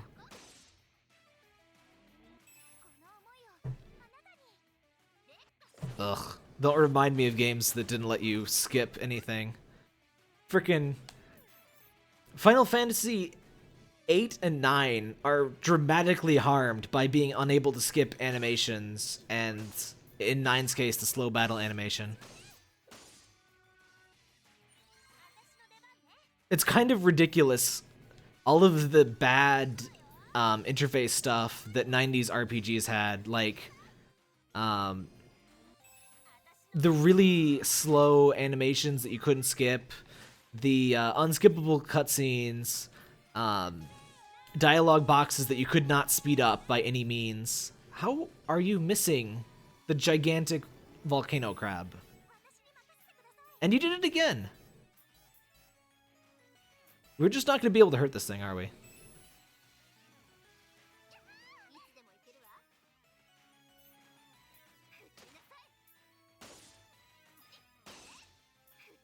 I actually never beat Kingdom Hearts 1. I've only played Kingdom Hearts 2. I have the HD collection. Dang it, Iffy! I hate when elements are more of a burden than a benefit. Because there's a bunch of stuff that is strong against fire in this game so far. And I've only seen it be strong against something. Oh! I guess we do share the experience with the whole party, because Plutia just got something.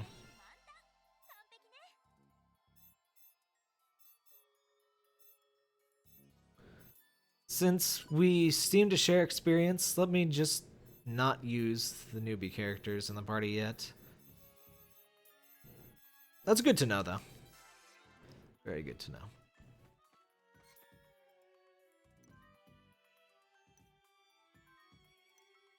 Oh yeah, I'm sure the Kingdom Hearts games have awful trophy lists.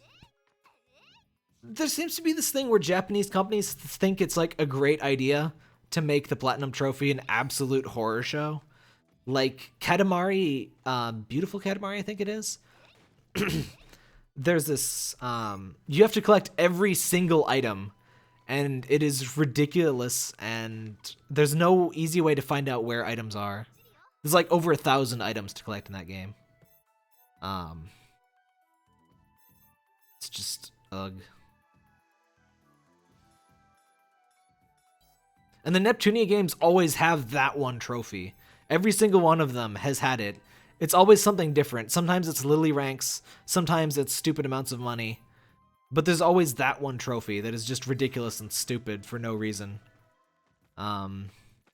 Victory 2 even still has it. It has this stupid random number generator based bullshit that is not fun, does not add anything to the game. All it does is give you the trophy, and why would... No one likes that. Who are you doing that for? It pisses off players, it doesn't get you good reviews or anything, it's just terrible. I don't get it. I don't get how anyone could possibly think it's a good idea.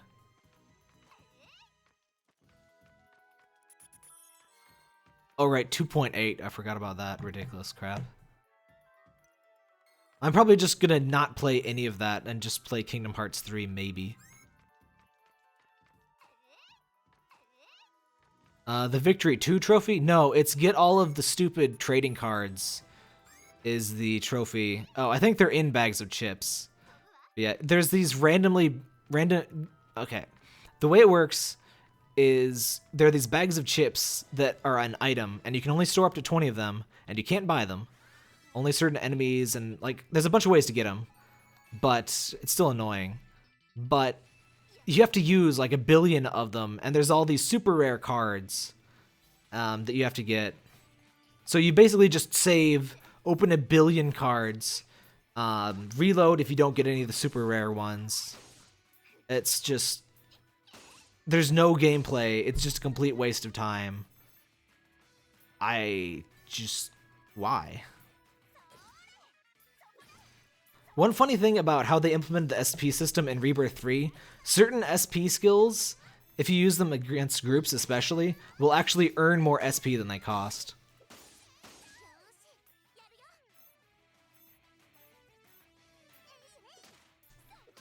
Honestly, generally anything RNG based should not be a trophy or an achievement or whatever.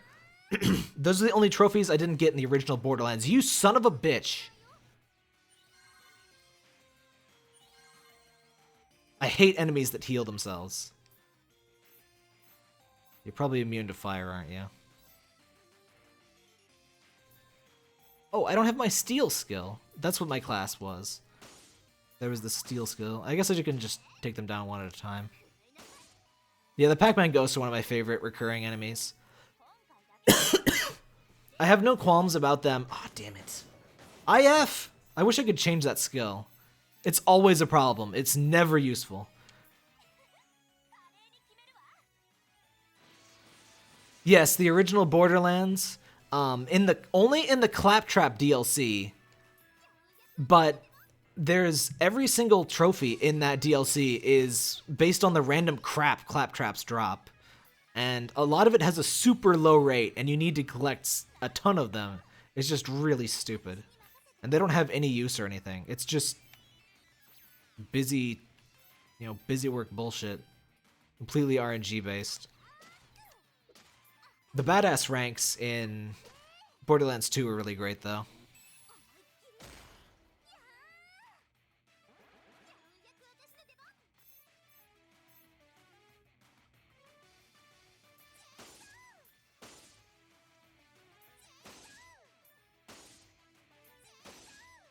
I really wish I had some better area of effect skills.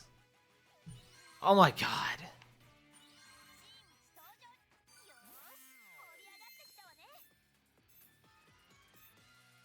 Whatever, I'll waste my SP too. Screw you guys.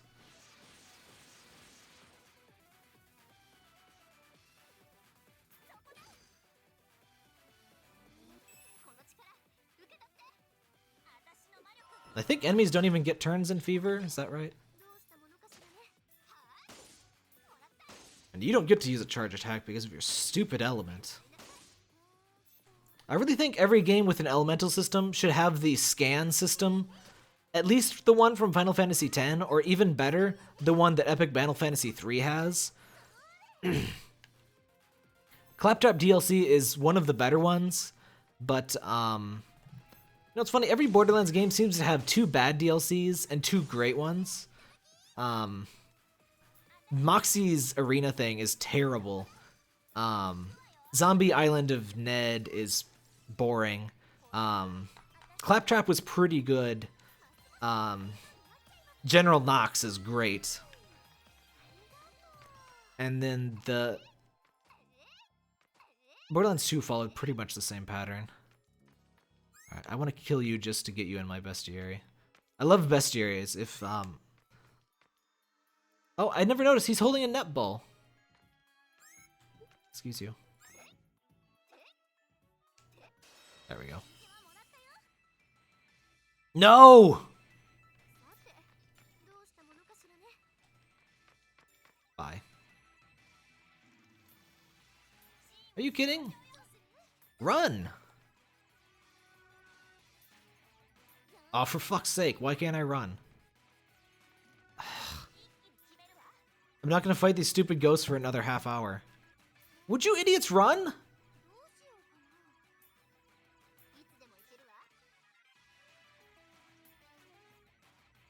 Skeletons are Puyo Puyo references?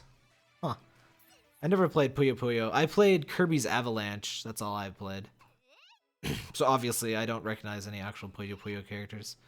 I was gonna get Puyo Puyo Tetris, since it's definitely never gonna come over to the West. But I haven't got it yet. Also, it frustrates me that that game's not digital on PSN. I want the disc anyway, but it's just stupid to me that we still have games that are physical only. Because there's a lot of PS3 era games and Wii games that are basically like not lost to time or anything, but a lot of people can't reasonably get them because they're pretty expensive to get physically. Like, I think in Japan, Folklore is pretty hard to get. Kirby's Return to Dreamland, very expensive in the US. I don't think I have too many rare ones myself. I know Ketsui had a ridiculously rare PS3 release.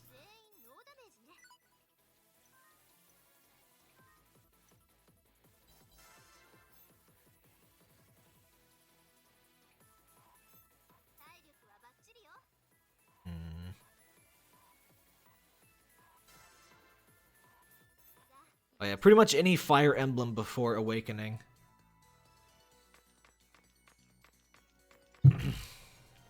So weird what happened to that series. It's like basically dead until Awakening came out. Especially in the West. Like, weren't they actually going to cancel it? I only ever played one. I think it was Path of Radiance. I think it was the GameCube one. But I rented it. I couldn't get very into it. At the time, the only Final Fantasy Tactics was the only SRPG I'd played. And now I'm better at SRPGs, but the only ones I really want to play are Disgaea games.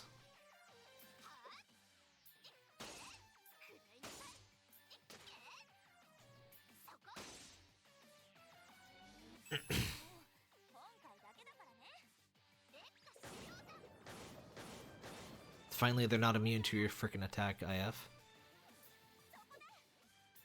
Would you stop missing?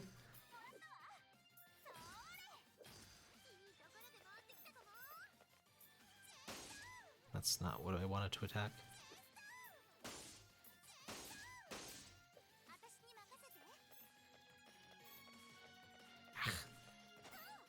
I wish you could jump over people to get around tricky places like this.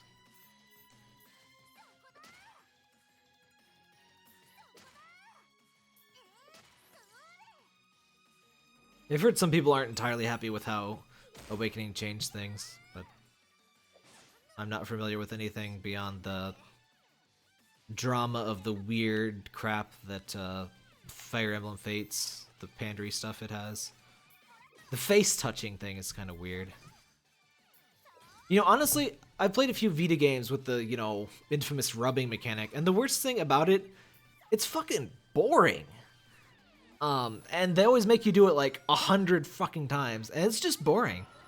I'm not offended. I don't feel uncomfortable. It's just, why is this here? It's dumb. It's not interesting. Let me not do it. It's definitely the worst part in Criminal Girls, because you have to freaking grind. You have to grind to get money, to earn the privilege to rub, and then you have to do that like 4 times in a row, or hang on, how many is it? I think it's 7 times total per category to unlock your skills. And the skills you get are great. The actual combat system is great. But the rubbing you have to do to unlock the combat stuff is just stupid. I was slightly tempted to import Criminal Girls 2, but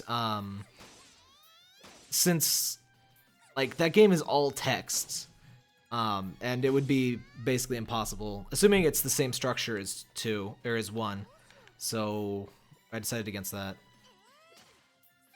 So I can kill enemies in this area, but it's still a very bad idea. So if there's a boss fight, I'm probably doomed. I think I'll get to the event marker, and if it's a boss, I'm just gonna quit. Well, I can see how possible it seems. But if it's not a boss, I can probably deal.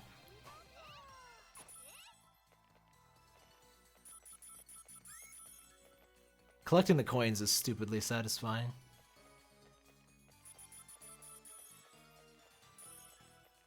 Okay, where's the event marker?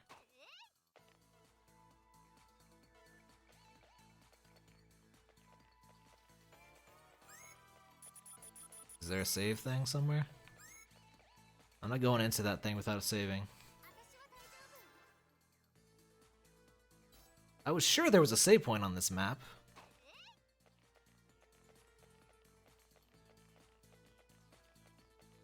Yeah, and you know what's stupid? When you get the 2 post-game characters in Criminal Girls, you have to do all of the rubbing crap again for them. Like, they don't start with any abilities.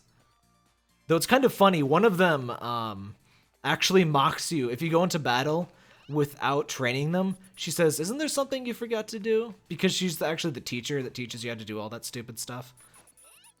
So that was pretty great, but mechanically, no, that was dumb.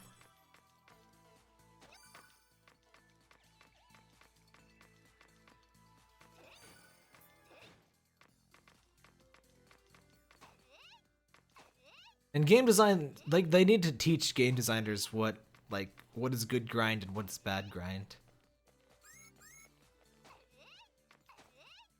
Like, I don't entirely mind farming Borderlands bosses with a group because they're fun, but just touching my screen repeatedly, like, that's not entertaining.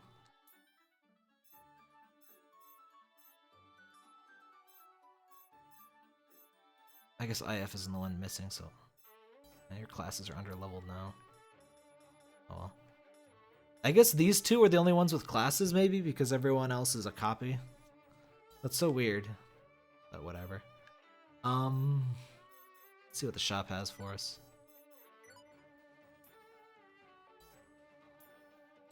We already bought that. A slight improvement, but it's an improvement to everything.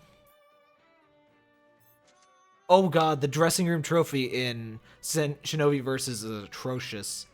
I tried getting that stupid thing for like an hour. I forget, there was one action that I didn't do entirely right, and so it wouldn't give me anything. Just stupid. I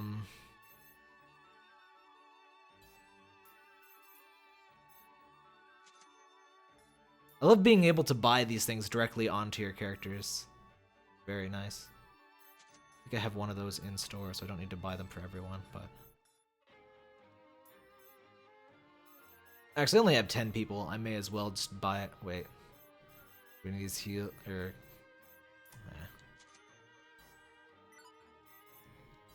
Do we have any new outfits? That is the most important thing. That's just the monochrome jersey. Ah, fuck. Oop, what do we got here? Oh, it's just stupid palette swaps.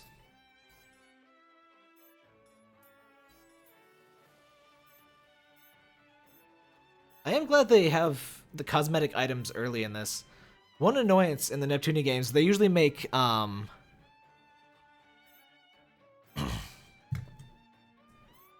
they tend to make the cosmetic items like the super endgame item things that you can get. And so then by the time you get almost any of the cosmetic items, you have nothing to do but grind for other cosmetic items.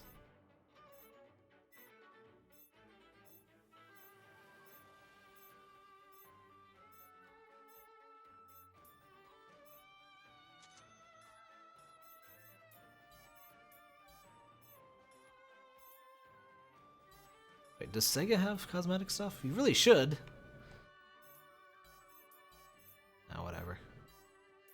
Wait, do I have the life thing for you? Just buy one for everyone. Alright, we should be slightly better off now. Hopefully it's not a boss fight, or the boss fight is not as hard as the enemies.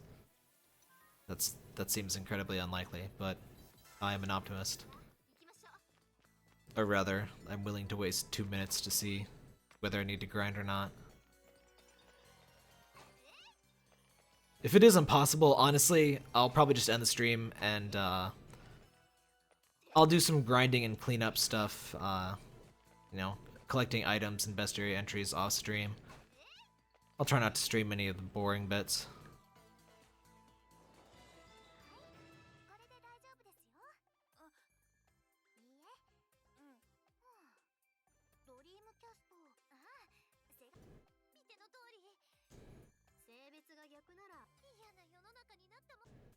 Decent crowd watching today, for whatever reason.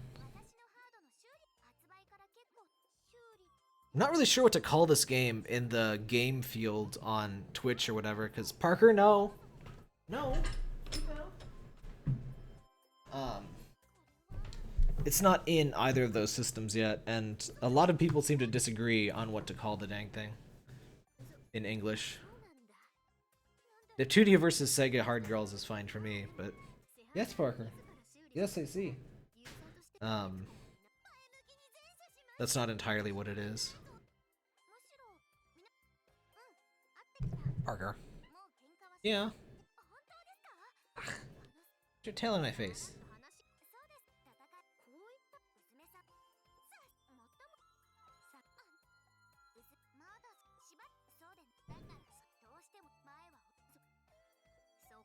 One thing I really love about the way this game does this, well, all of the Neptunia games after a certain point, they started putting every single cutscene, every scene with dialogue into the gallery.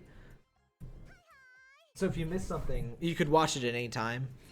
And like, if I wanted to translate all of this dialogue, which I don't, see, it worked out fine. If I wanted to translate everything, I love the king here. Sushi roll head, king of all cosmos. You know, I could just go in bit by bit and watch all of the dialogue. I don't have to, you know, I wouldn't have to record everything as it happened. Who are you? Oh, are you European Dreamcast? Is that what she is? I know in Europe they had a blue spiral because of some copyright crap, and it still weirds me out. And Victory 2 actually references that. It's kind of a spoiler in how, but it's pretty neat. Oh, wait, no, these are just blank parts. Lame. I thought they started you off with just the blank parts these days. I don't know what I'm doing. Let's turn in our quest, I guess. And we get to watch those two be erased. This is cruel. This is cruel, game! It just makes you watch. It just...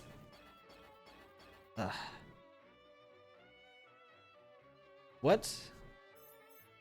We got a bunch of... We get things when it erases those for some reason.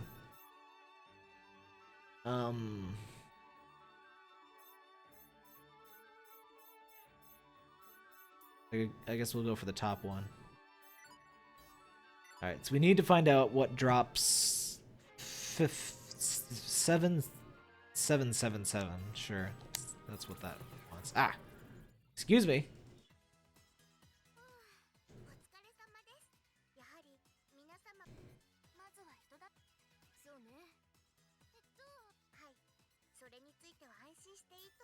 Hold on, I'm just gonna leave this on auto. Get another drink. Destroying my throat today.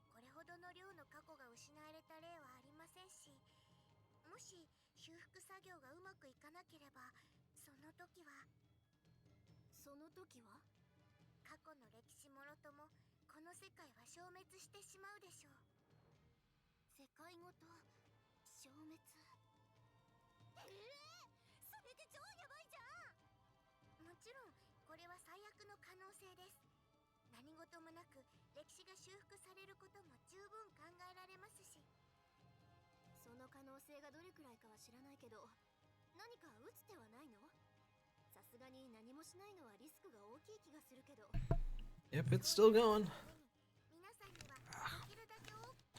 I don't know how people do like 24-hour live streams and still talk. Oh, it was almost over. Couple of 3-hour fairly active live streams and my voice is pretty shot. Don't judge me.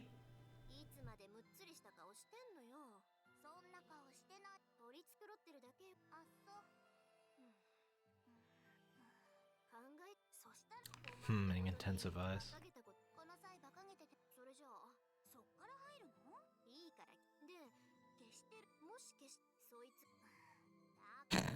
Those eyes.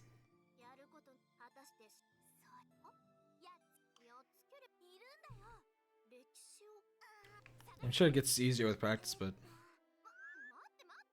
I mean, I guess your throat just is forced to get used to talking constantly.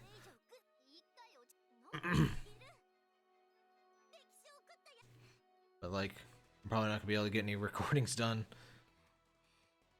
tonight, though.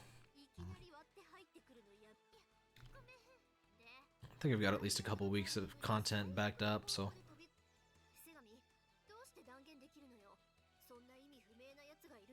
Isn't her name supposed to be Sega Hatsune? Like, it's weird that they just go by Segami.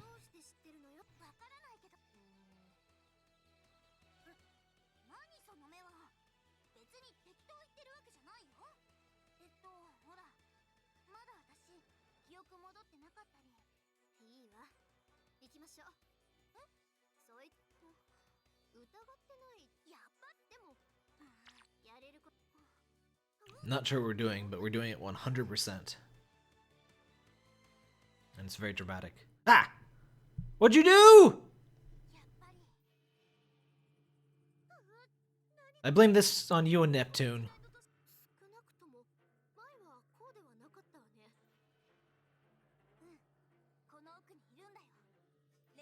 Who let the virtual boy in here?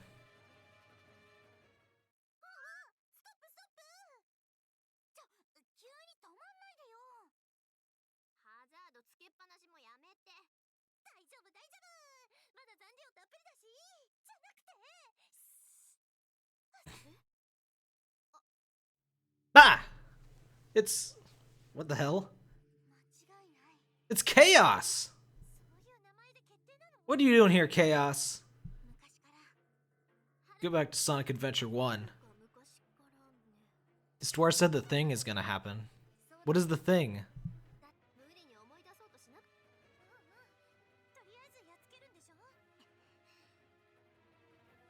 Fucking Chaos. Oh my god, it's Chaos plus the, plus some Biolante, plus some, the Bio Lizard from Sonic Adventure 2. It's fucking Bio Lizard Chaos. That's amazing.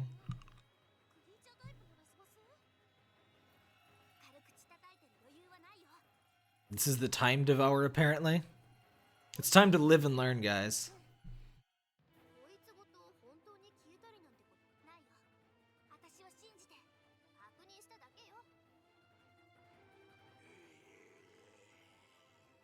Do we have to grind on your rails? Is that what's gonna happen here?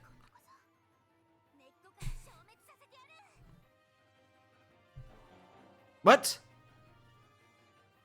I have to fight now? There's definitely some Biolanta in there too. What? The fuck? This better be a scripted loss.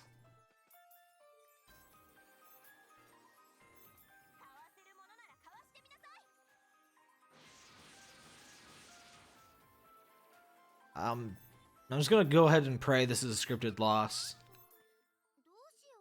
Yeah, if...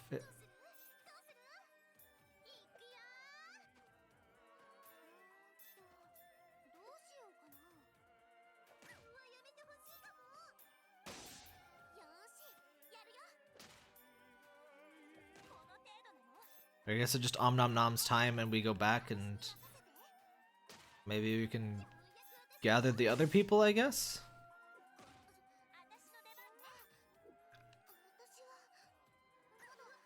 At least it's fairly obvious this is a scripted loss.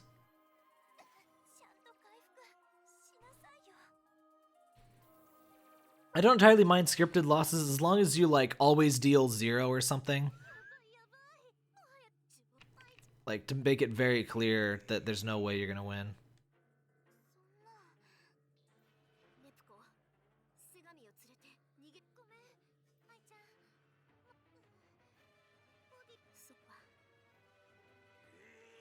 Why is she calling him Nepco?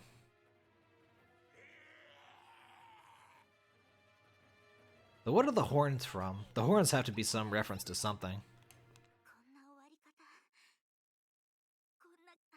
Chaos Control!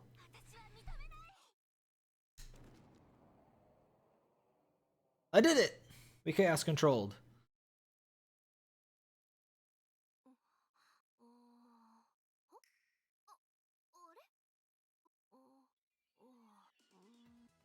It's the start of the game again, I guess. Okay, so we don't exactly follow the Chrono Trigger curve. It's more of a Majora's Mask curve. Hey, Super Minoon.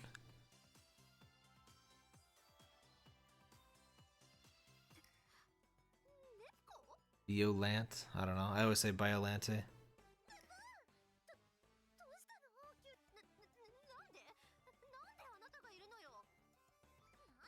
I can't tell if IF has her memories from before or if she's like confused or something.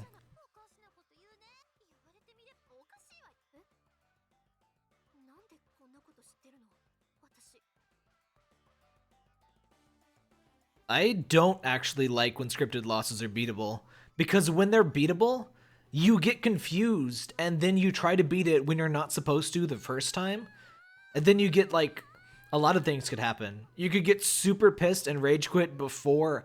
A friend of mine rage quit on the R4 fight in Rebirth 1, it's a scripted loss, but he didn't know that. And and also in the Golem fight in Chrono Trigger, I tried my damnedest to win that fight, and that was my first scripted loss ever. I had no idea what was going on, and I tried really hard, and that fight is possible, but I still lost, and I was just really annoyed, and then the game continued anyway. I was like, what? I just really don't like scripted losses unless they're like a cutscene. Or like the game makes it abundantly clear this is completely impossible.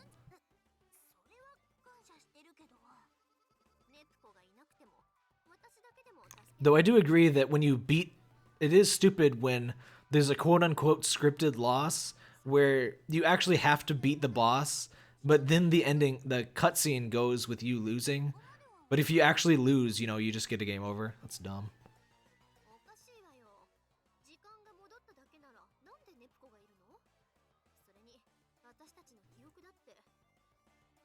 Oh, if you lose, you have a certain amount of time until this thing beats you up. You lose. If you lose, you repeat the entire game from the start. Depending on how much damage you do to the boss, she gives you better drops. The point of late game equipment. Okay. In La Pucelle, you can beat the bosses it says to flee from. Yeah, NIS loves to do that. You usually get a bad ending if you kill the bosses you're not supposed to.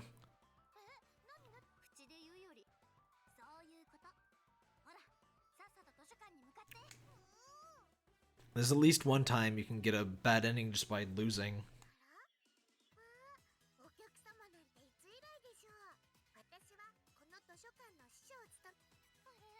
So what is happening here? Did they know they've been sent back in time or whatever?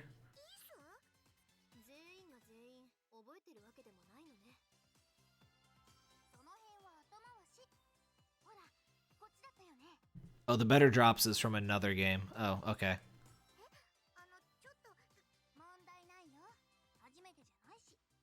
Oh, you're talking about some DRPG. Okay. I read out of order.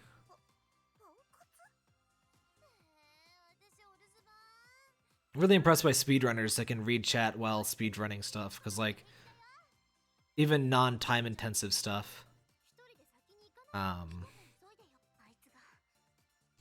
hard to read everything, especially in order. Though I know speedrunners just kind of glance at the chat. Oh, it's still all screwed up. Fucking Virtual Boy's still here. Hello. Go away. Yeah, losing him to mid-boss is what I was thinking of in Disgaea. I like the idea of Disgaea's endings, but I usually can't muster to give a fuck to actually get all of them. Oh, those are dream sequence. You got those eyes! Neptune!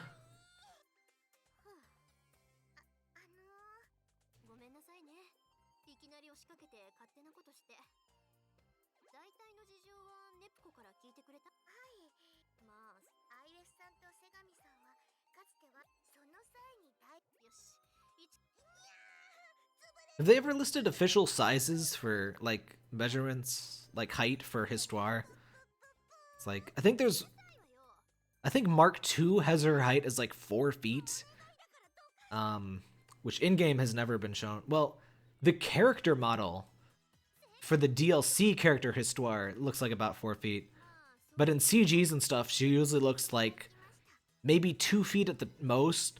Sometimes like under a foot. It's like so inconsistent. And like, even in the same game, it won't necessarily be consistent. I think Mini Histy is even smaller though.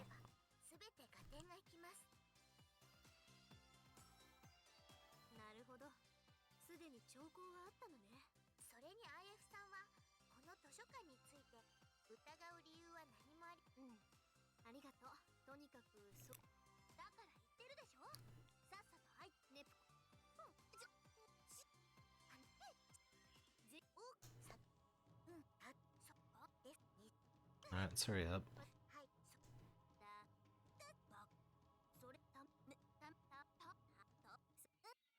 Okay, so we did most of Dreamcast. I think we did everything in Dreamcast we could. And we're missing Nep gear, so let's go for the Game Gear first. Teach me, Histy.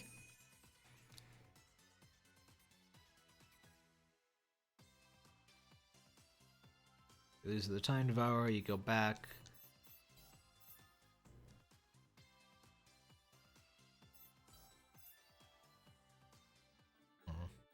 Okay.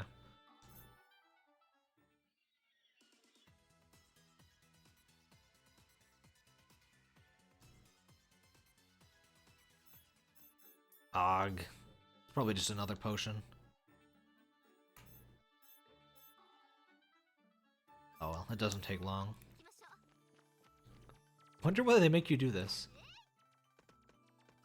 It's not even different in like every time. Like if it was some sort of different challenge every time, that would be alright. We just have to run through this world's most inconvenient library every time.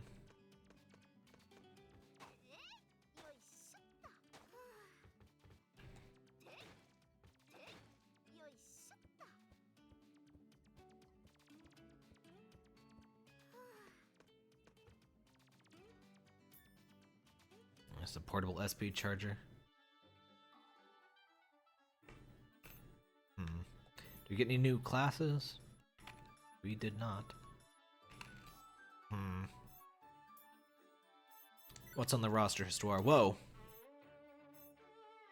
We got a lot of stuff. Let's see what's going on in Game Gear land. Let's get Nep Gear and Game Gear. After that, we are only missing Mega Drive. Oops. First, let's go to the Chirper stuff. Sometimes they drop items. It's been very rare that they do that in this game, but I still don't like to miss them. Usually they're funny, but I mean, most things aren't funny if you can't read them.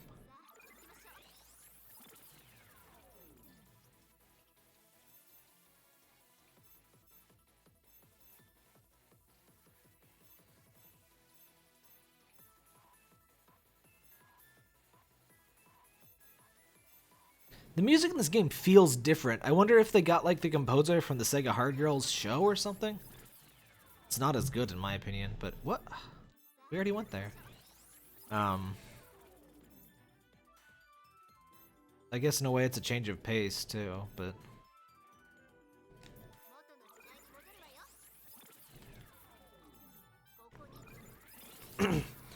probably the best reason to import Neptunia Victory 2 is that you have... Oh, we're steampunk era now. That makes sense because of how ridiculous and inefficient the Game Gear was. What was I saying, though? Oh yeah, Victory 2 comes with the full soundtrack for once, and it's a really great one. Best in the series, in my opinion. Mostly because there's a lot more battle music, and the battle music is always my favorite. Just, like, in general, battle music tends to be my favorite music from any game.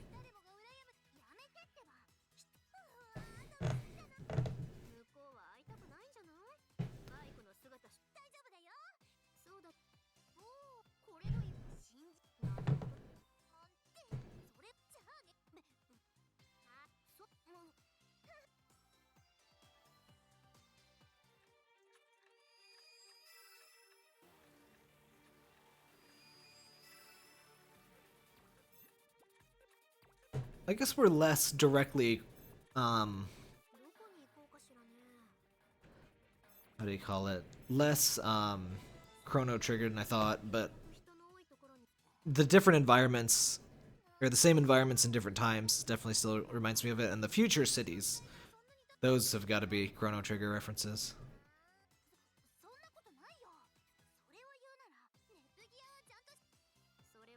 But I guess the big bad sort of functions like Lavos. Though not really in a gameplay sort of way. Because you just kind of tell Lavos to fuck off and go to a different time period and Chrono Trigger.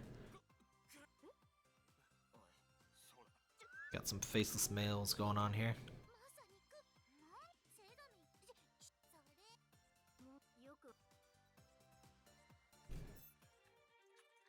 Hello, dear girl. Who is the deer girl a reference to? Or is she just, like, a deer cosplayer?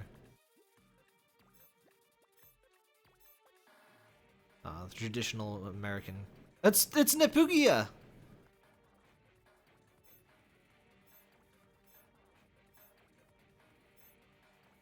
What is her name in Japanese? Because Neptunia wouldn't, like the localized name obviously wouldn't work. That would just sound like Nepgear.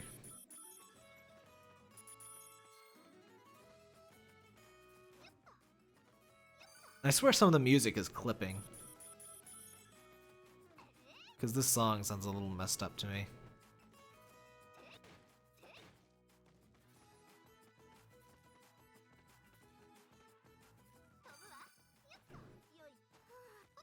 Huh. So it's kind of lame that some of these environments don't seem to be different at all in the different time periods, and this one in particular doesn't seem to have different enemies at all. So that kind of sucks. But like, seeing the lava cooled and stuff, and the dead forest, that's really cool. But this is just the same map. Not sure what happened there. So I guess maybe they don't want this destroyed because this is apparently some reference to some Sega arcade or something.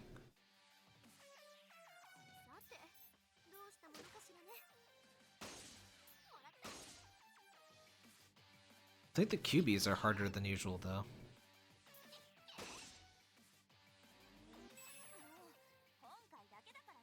Oh right, they're immune to fire. They're like 99% resistant.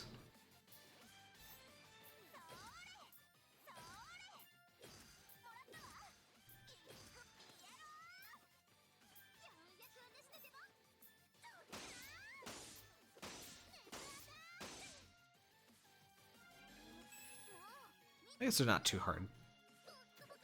They might be the same. I just forgot how ridiculous they usually are.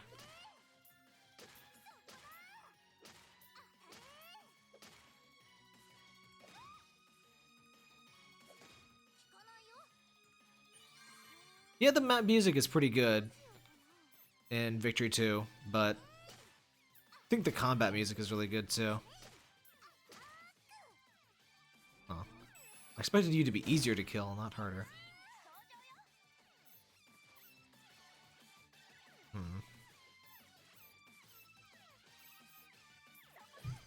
Weird. Did somebody's finisher reduce your tech?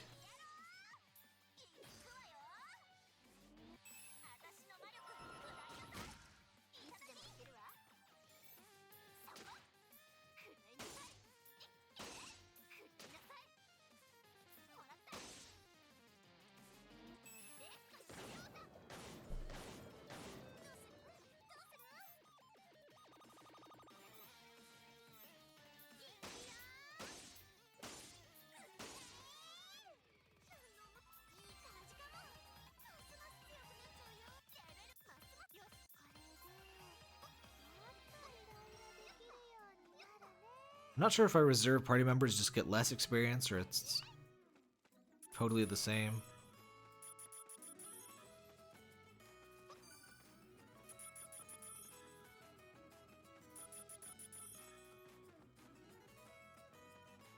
Like, doesn't this music sound clippy to you? Also, what am I doing here? Is there an event here?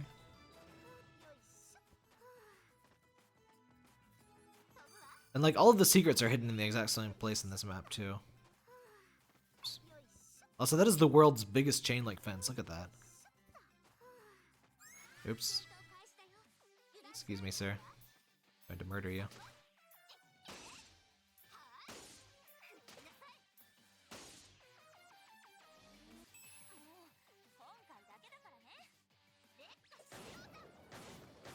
I'm not sure what governs whether you get the Lily boost or what the Lily boost exactly does, honestly. It seems to be a good thing, that's all I know.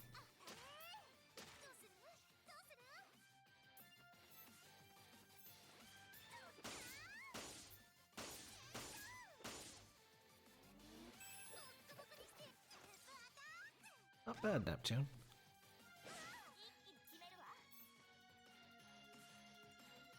Okay, gotta kill that robot before it gets a turn. See, I killed it and then I got another turn because it was the next thing.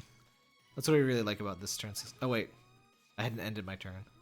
I like that too, but I mean, you can, if you end your turn early, you can occasionally, if, you know, everyone's delay lines up, you can get an extra turn out of that. I think I just hadn't actually ended my turn yet in that one though, because you get multiple actions. Was I supposed to do something here? Was I just exploring?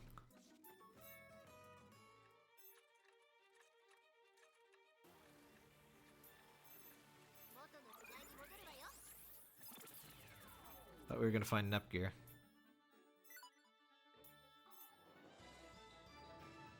Right. Let's find Nepgear and then I'll call it a stream. So do these not repeat, or... I don't know, I'm all confused now. I'm just gonna focus on getting all of the characters first, and then I'll worry about completionism crap. And I'm... what? Definitely assuming we're gonna get Nepgear before Game Gear, because that's how it's gone before. We need 3 lines. What gives us 3 lines? You get some 3 lines for me. 3 lines. Sorry, this is how I look for Japanese stuff.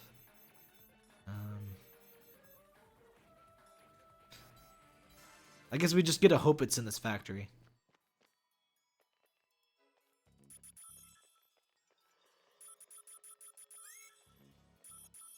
Usually the name is a very strong hint as to what enemy drops it. Like, there's a certain enemy that always drops sap type items, and like, sometimes the enemy's name is actually part of it.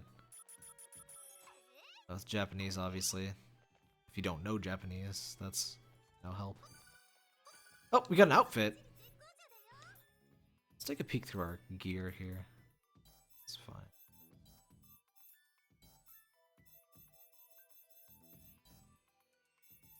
Nothing.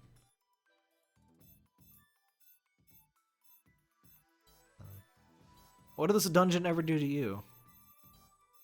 Aside from showing up in, I think, every game.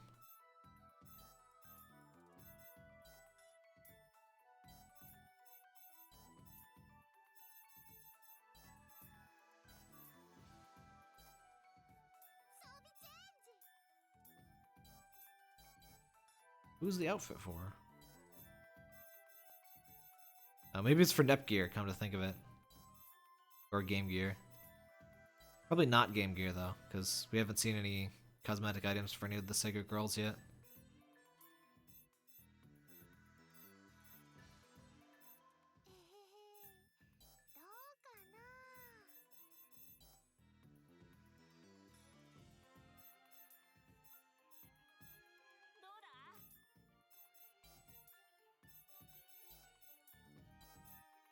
Nothing. Okay, it must be for somebody I don't have yet.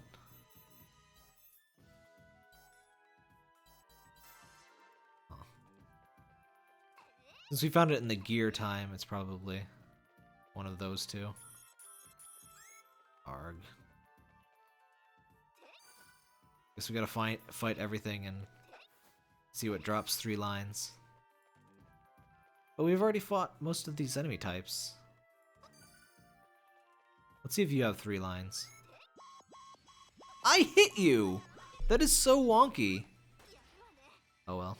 At least it's only 1 this time.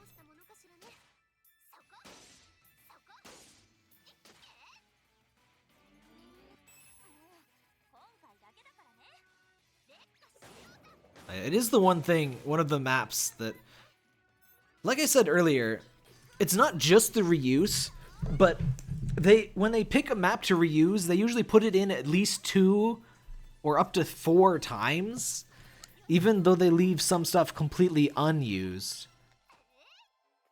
Which is just silly. Did that enemy drop 3 lines? I don't think it did. I don't know.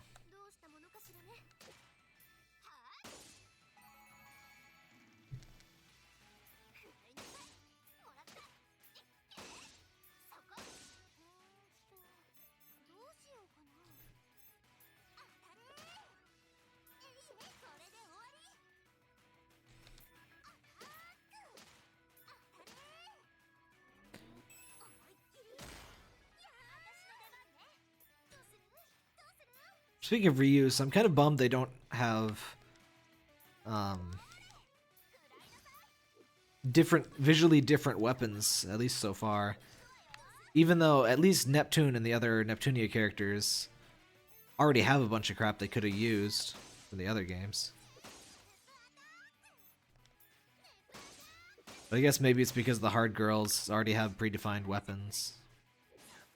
Or do they? Do they actually use weapons in the show? I don't know anything about the show. Other than it's Sega hard girls and they do stuff.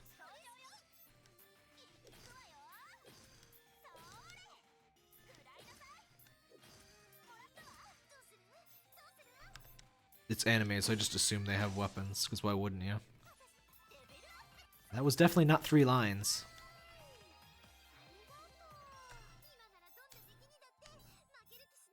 Shut up, Neptune.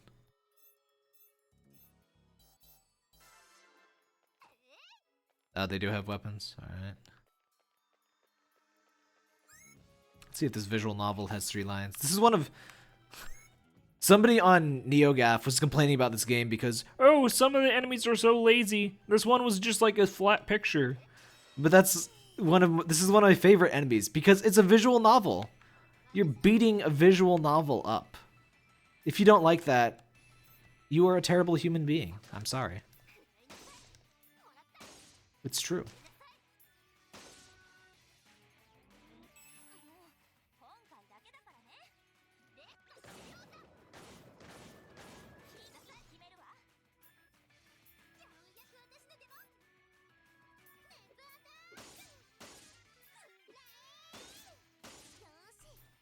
Now I keep thinking of how to do stream highlights, and I think what I need is like something where I can just mark as I'm recording like what time something was that I think should be in a highlight reel, because otherwise I'm never gonna remember.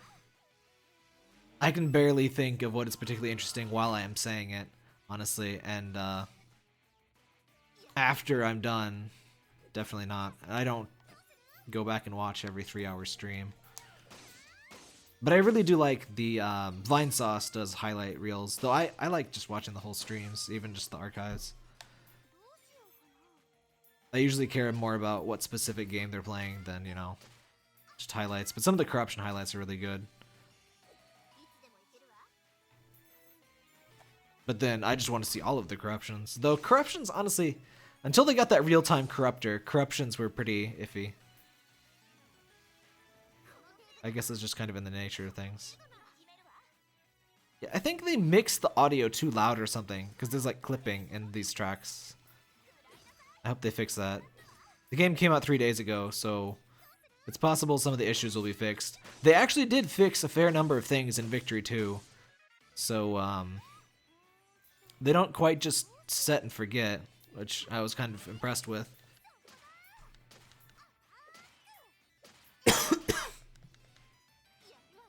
Look, I just need your 3 lines. Leave IF alone. You better be the one with 3 lines. In fact, I think the 3 lines is actually just the letter 3, isn't it? Which means it's probably a robot item, come to think of it.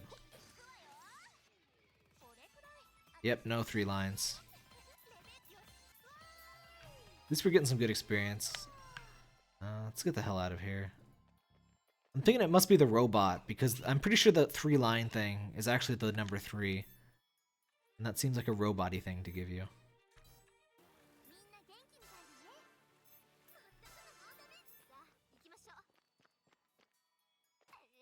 I hate item quests.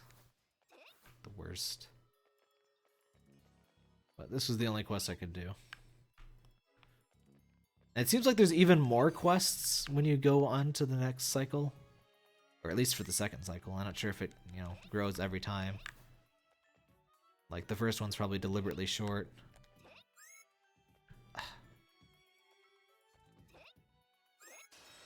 Well, fortunately, it didn't actually advance at me. There's only certain pathways the enemies can move on. So sometimes you can just edge out of their movement zone. Oh, sure. I'll probably have to end this. I'll have to end this battle first. See, everything is strong against fire. And that's pretty common. Fire usually gets the shaft because, like, game designers can't think of why something would be resistant to electricity or wind, but it's easy to think of what's resistant to fire, so I think fire gets the short end of the stick. Despite being one of the cooler elements, I might add. I mean, water? Pfft.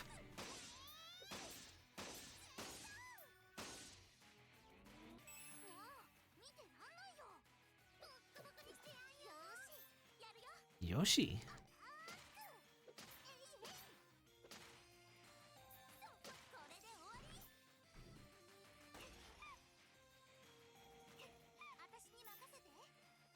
I like that the enemies drop icons now, but it'd be nice if there were at least like specific icons for types of items instead of just the generic one.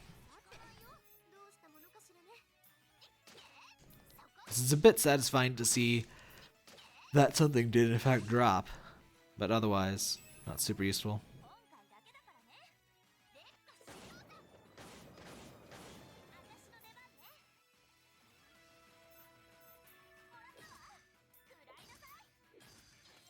Wow, Saturn's doing way more damage.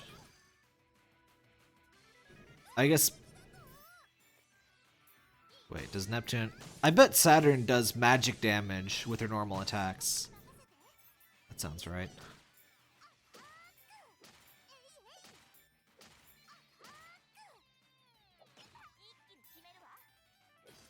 I just need some 3 lines. Don't you got any 3 lines for me? Ah, you don't have 3 lines either.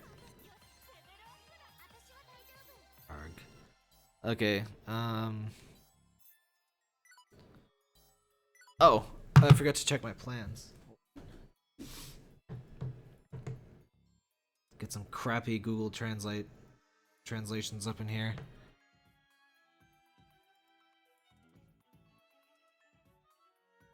I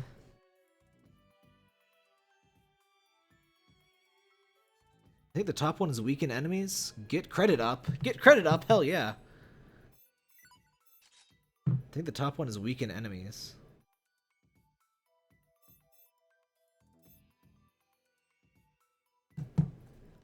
And this one's just the eyebrows. I forget what this one is. Maru. Alright, that's just the menu dialogue. We can turn that off for now. 2F. 2F? Hold on, I obviously missed something here.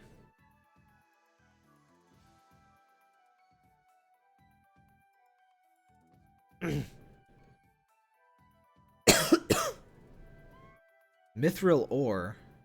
What? Mithril ore? First order increases the floor plan it aims for. Where the hell am I gonna get mithril ore? That doesn't sound like a weapon, an item drop. That sounds like a map drop.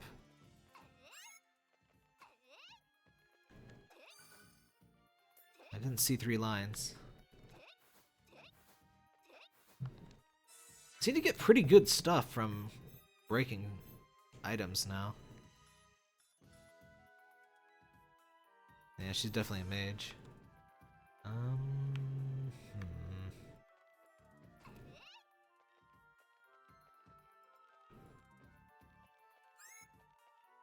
Oh, 3 sounds like me. 3 is me. Oh, I see.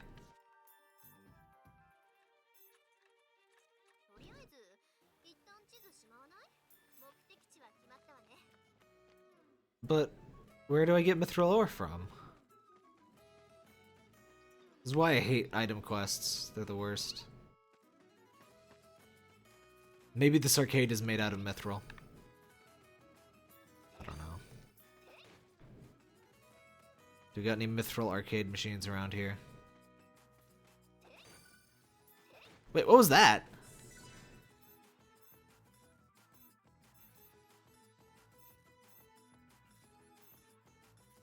Oh, I bet it was a Game Gear's weapon.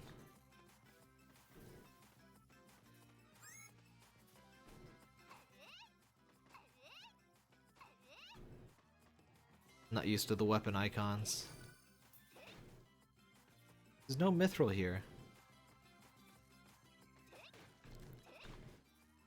Oh well. I guess it may be time to do some grinding and stuff off stream.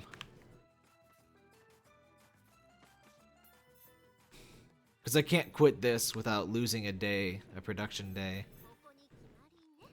And I'm not sure I'm gonna find any anytime soon. I might just poke around some stuff to fill out my bestiary and do some shopping. Why can't I go in that room though? Whoopie, annoy. No mithril. Ah. Whatever. Yeah, thanks for watching. I'm not sure I'll stream the whole game. I think I'm gonna kind of try, because it's kind of neat to, you know, it's a brand new, non-localized game, so pretty unique content to be able to offer, and I kind of want to be able to put together a guide for it. I'd stream some Blanc game multiplayer if I could get some people to play it with. I'm gonna do one more run to see if I can find it.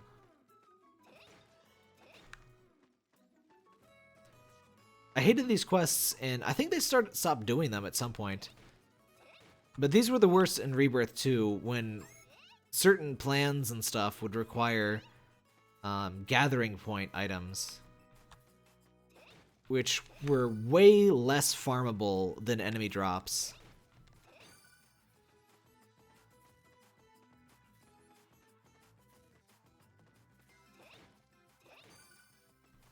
Yeah, it's definitely a Game Gear weapon. The same box had the same drop. That's... Oh, how did I not get that? Well, hopefully I'll have most of the guide done by the time the game is localized. It'll probably be many more months before that. It's I kind of hope. They should give it some room after Victory too. How do I not?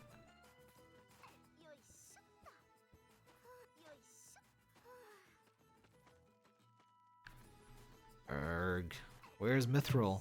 Like, it was just a random drop at a bunch of different areas in the original. Wait, do you drop Mithril? Your coins? I don't know. Mithril coins, maybe? Parker, don't sit on the keyboard. The Mithril ore is always a map drop in these, so... That's probably what's going on here.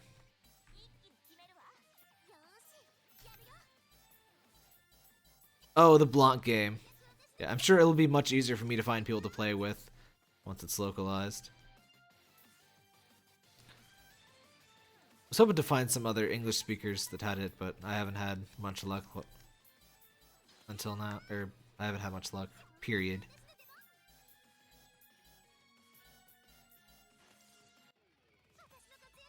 Nope. No 3 lines. Oh well. I'm gonna give this game and my throat a break for a while. I may stream it more, I may not. I guess I have to describe my stream schedule for this next week. I'll think about it. What do you think, Parker? Alright, thanks for watching.